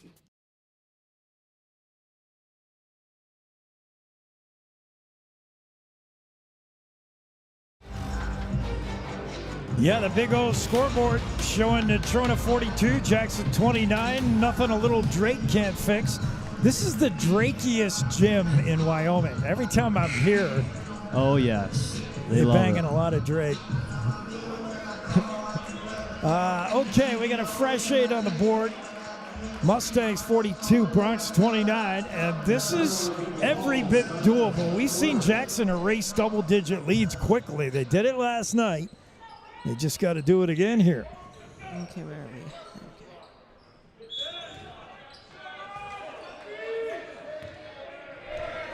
we? Natrona basketball. It's Hagar to Coleman, the two high scorers of this team. But it's been this, there's that alley-oop pass again to Coleman. And it works again. They're 2 for 3 on that little deal, and it's fun to watch, gotta say. Here's Palmer Wetzel with it, and whoa, whistle. And I think Wetzel got bumped again, and I think it was Paddock.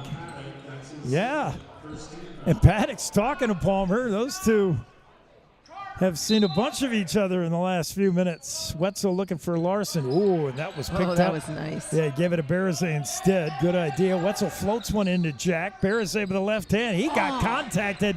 No call. I heard the slap from here. Coleman's pass picked off by Noah McKinney.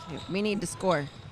Larson with a sneaky bounce pass to Barazay. Cross court to Wetzel. Wetzel's got two guys open, finds one. It's Aaron Larson. He's too short with that three. And the rebound to Natrona. Paddock slows it down. Jackson has not found that bucket with any regularity here in the second half. Oh, Turnbull's open, and he turns around to shoot it. Berzay just kind of leaves him a couple of feet, figuring that he can't convert, and Jack's been right for the most part. Yeah, Natrona hasn't hit a single one of those long mid-range free throw-ish area shots. Berzay again's working on Turnbull, but his left-handed layup is too strong. Down to 6:45 in this regulation. Josiah Campbell with a left-handed layup, no good. He checks his left hand. He got banged that on somebody. Chapman to Wetzel. Wetzel. Oh, he had McKinney cutting, and then Noah stopped. And I don't blame Palmer. McKinney says, I'm going to make this backdoor cut. And then Noah said, I got to change my mind. And Palmer says, don't do that to me. Well, that's tough. I remember as a player doing that, and I got took right out of the game. Yeah, it's hard. Yeah, if you're going to make that cut, your quarterback thinks that's where you're going, and you make them look bad that way. Carter Cox works it into Turnbull. His pass tipped by Wetzel out of bounds. He was looking for Paddock. But Wetzel got a piece. 6:16 to go with the fourth. It's 44-29 Natrona.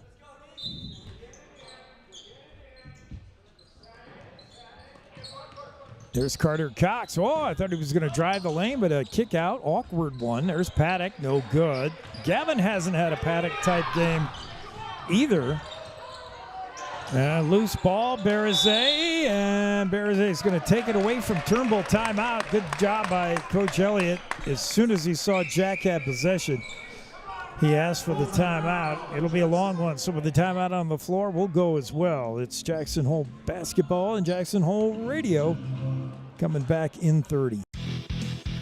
Experience Jackson Hole like a local while staying at the Antler Inn, Elk Country Inn, Cowboy Village Resort, or 49er Inn and Suites. With the best entertainment, dining, shopping, bars, and brews all in walking distance, you'll never want to leave. Call 1-800-4-TETONS or find them on the web at townsquareinns.com. Here's your voice of the Jackson Bronx, Jake Nichols on KZ95. Jake Mack, Kimmy K bringing you the action. Girls lost earlier to these Natrona Phillies. And Natrona Mustangs starting to make some separation here on the Jackson Bronx. Yes, Jackson's just got to start scoring right away. We're down to the wire 6 minutes, and they got to stop the bleeding. They got to get stops. That's where it starts. They've been doing a solid job. Force that long mid-range, too. That's the shot you want if you're Jackson. Get those rebounds and score quickly. That's what Jackson needs to do if they want to get back into this. Natrona counters with Cox, Hagar, Coleman, Paddock, and Turnbull. Jackson Wetzel, good. That's a nice shot. Nice touch from Palmer Wetzel. Yeah, that was much needed for the Bronx. For Jackson, it's Wetzel, Jesse Larson, Berzay, McKinney. Oh, nice. And Hoffman. And a good turnover there. Jack Berzay up ahead, wide open. Hoffman up and cannot go. Oh, my goodness, Ethan Hoffman. Shots have got to drop, man. He was wide open on the home run pass and could not get it. Turnbull working on McKinney, no good, and Noah's going to draw the foul. Noah says, I was straight up, but Turnbull will go to the line. That was third. This game comes down. Matt can analyze it all he wants, and he will. That's what he gets paid to do. Gets not paid to do. But it comes down to making shots, Mac. You don't make shots, they don't give you points. Yes, and that's just a tough break for the Bronx because it's such a good look, and there's nothing you could do about it. You do everything right, and it's just unlucky. That's case in point, unlucky. Yeah. 44-31. Turnbull missed the first. Here he is with the second of two. Tanner? He missed that one as well. Rebound comes out to Jesse Larson. He's in trouble on a reach-in. That's Paddock, I think. Ooh, that's going to be his Yeah, fourth. he's got a bunch. Maybe the first time he hasn't fouled Palmer Wetzel. Oh, it's only his third. He said, I'm going to spread the wealth. And he's going to come out now and sit with 3 fouls.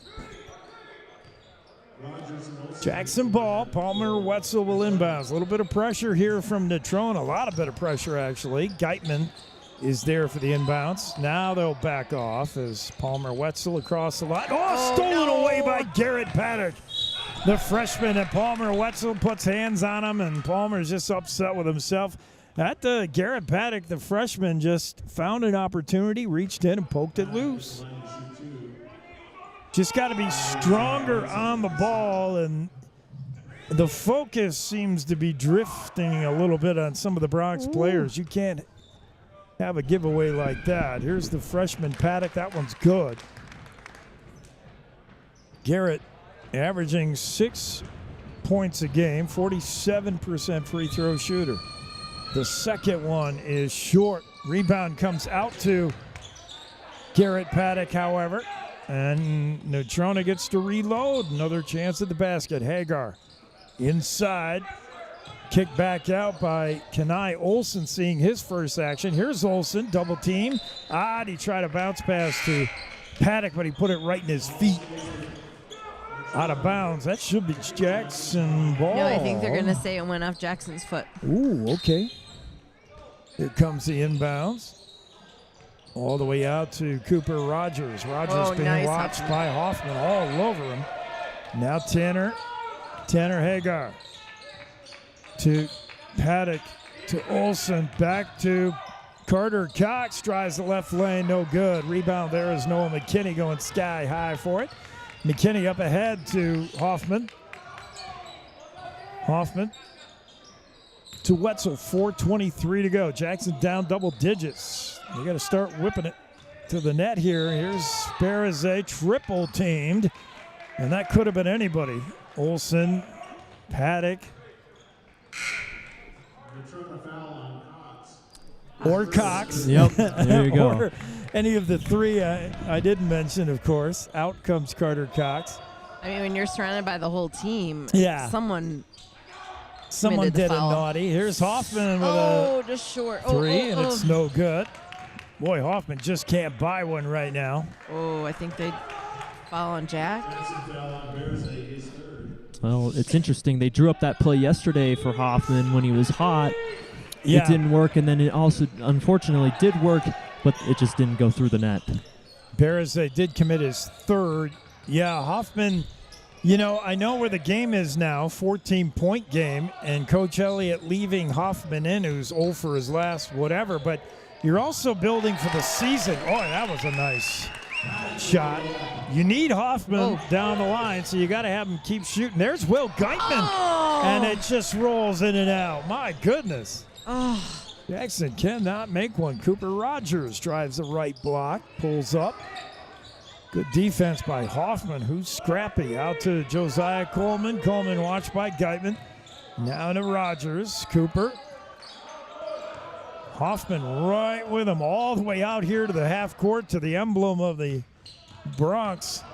And now Cooper gets away, and his reverse layup, though, won't go.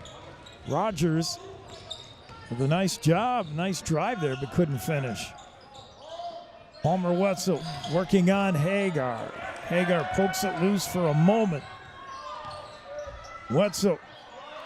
McKinney coming out to help, but he finds Hoffman instead. Here's Palmer, top of the key. Jackson doesn't have time for this. Under 3 minutes now. Berazé working on Hagar. He'll try it. Boy, that would have been tough. Hagar was playing good D. It almost went. Tanner Hagar, bounce pass to Cam Coleman, but he lost the handle. Somebody knocked it loose. No call. Well, that's just out of bounds. That's now 4 looks for the Bronx under the rim that could have easily dropped down, and they just didn't. And it's amazing how different the outcome could be. It would be 47-39 if they all go. That's just misfortune for the Bronx at this point. Yeah, I mean, just nothing falling really for Jackson. And Natrona's also in a bit of a funk, but they built themselves a lead, and Mustangs playing really good defense. I mean, Jackson has 31 points with under 3 minutes to go. Natrona's been playing solid D and rebounding, and we knew by the numbers coming in that that's what they do. 2:44 left, and the girls and boys now dangerously close to being swept on this weekend homestand by Casper. Kelly Walsh got the better of the girls and boys last night, and Natrona, after splitting girls-boys games with Star Valley last night, are looking pretty good here. Corbin Dutcher off the bench with a nice shot and bucket. Puts Natrona up 18. Palmer Wetzel from 3. Good. And Wetzel answers. We need some more of those. Yes. Boom, boom, boom. Cooper Rogers brings it up on Ethan Hoffman. Hoffman looking for an opportunity to poke that thing loose. Couldn't do it. Here's Coleman. Inside, wide open. Oh, nice cut there by the youngster Dutcher. But he couldn't get the shot off. He was fouled. Nobody in the bonus yet. 2:07 to go. 49-34 Natrona as Coach Paddock starts to empty the bench a little bit. Noah McKinney with it now to Wetzel. Palmer going to pull up for that 3. Had trouble behind. He got it. Wetzel, 2 for 2. And a timeout call. That's Coach Elliott. We'll stay right here. Oh, that's 2 big threes from Wetzel. That works. Yep, unfortunately, Jackson just needed it a little bit earlier. Starting to get the momentum, though. They're not giving up. They're not quitting. And who knows, if they hit another 1 or 2 in the next 2 minutes, then that will make Natrona a little bit scared. Yeah, it's a 12-point game. Certainly doable with 1:56 left. Yet Coach Paddock on the Natrona side of things has got some of the JV guys playing. He may rethink that a little bit. We'll see. As Jackson sends out Geitman, Wetzel, Barazay, McKinney, and Baltes seeing his first action tonight.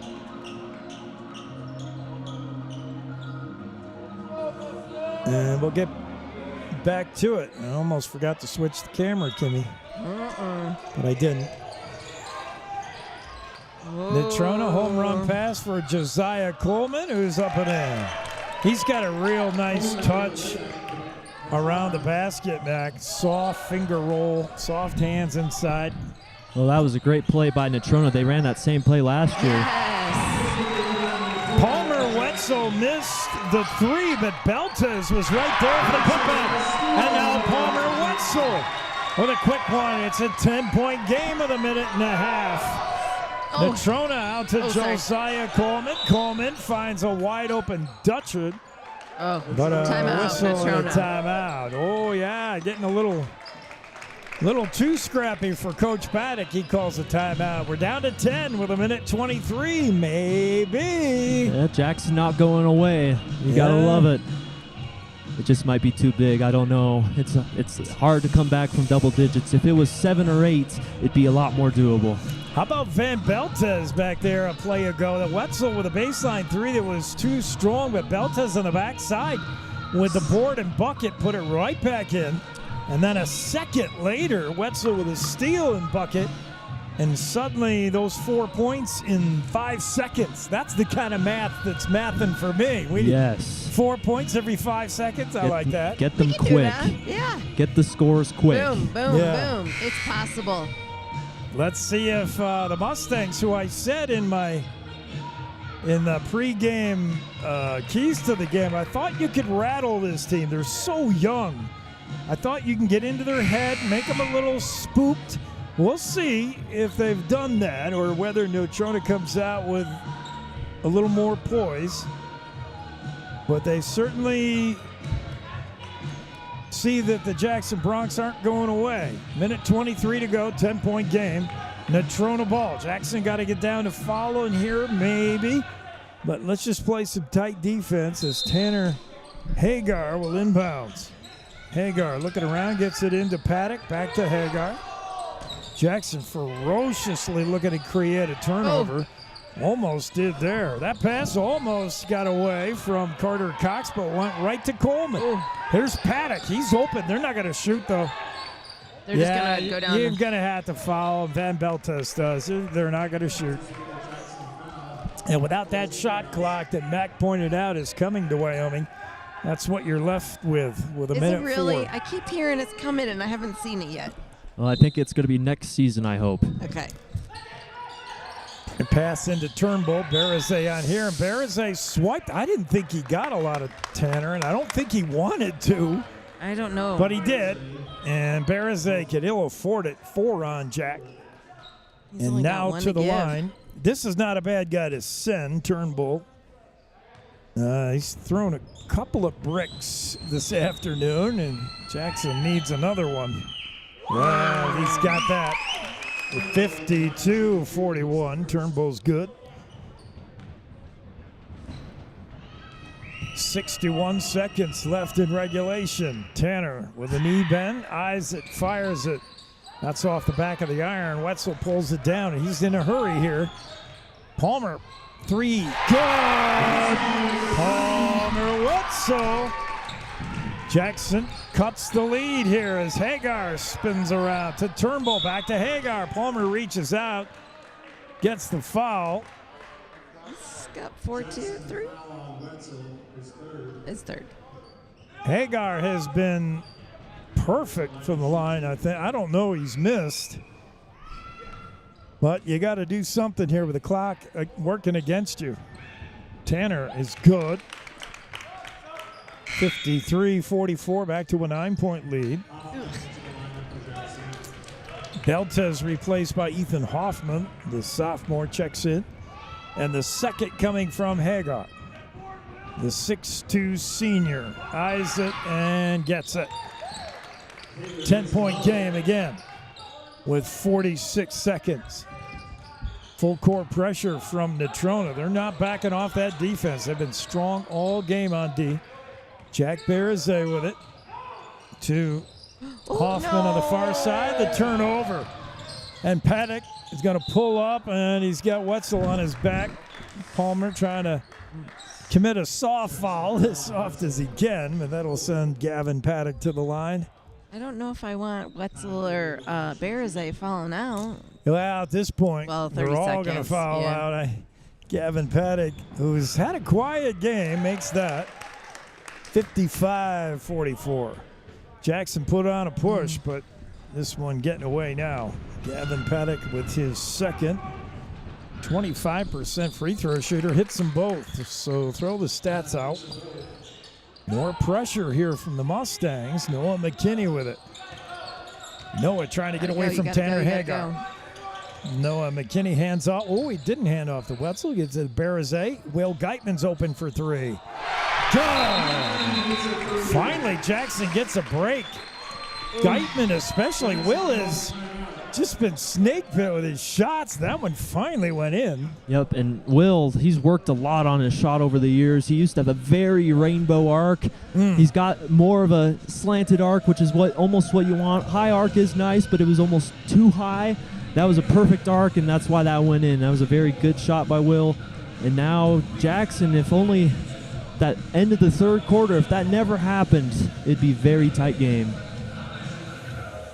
15 seconds. Yeah, this one all 4 but threes. finished.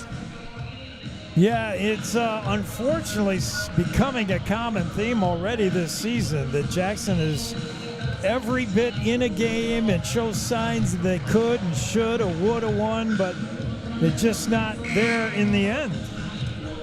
But that's hopefully coming. You got to learn how to win, right, Mac? Yes, it takes time. This is a new group. Some of them never played varsity basketball ever before, and they're getting their first taste of varsity basketball, and they're still competing very well against these big schools, keeping it within a game and almost coming back 2 games in a row.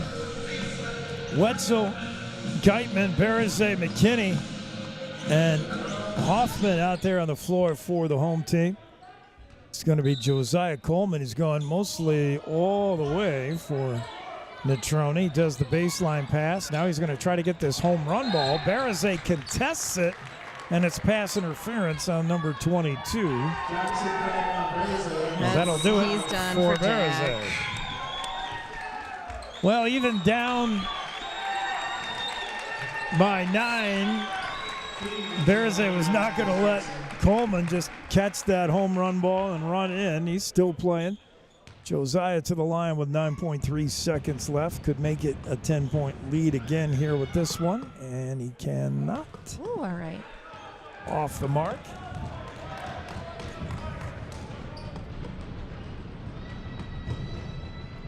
Coleman with a second of 2 for the Mustangs, who look to salvage the weekend with a split here when they ride home to Casper. At least they'll have one win for the weekend. Palmer Wetzel with a prayer. That was almost on line, just short.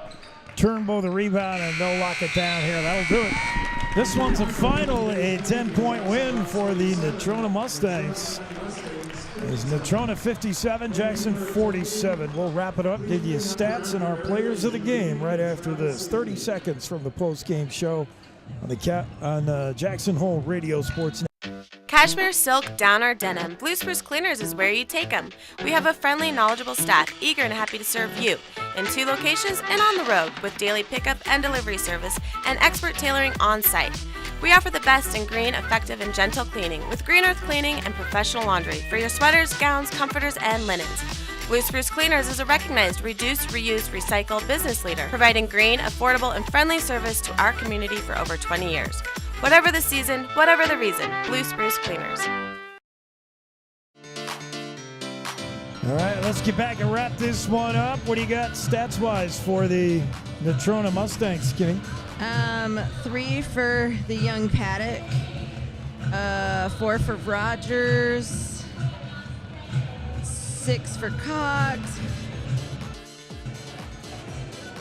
15 for Coleman. We got 3 for Turnball, 6 for the older Paddock, and Hagar, let's see.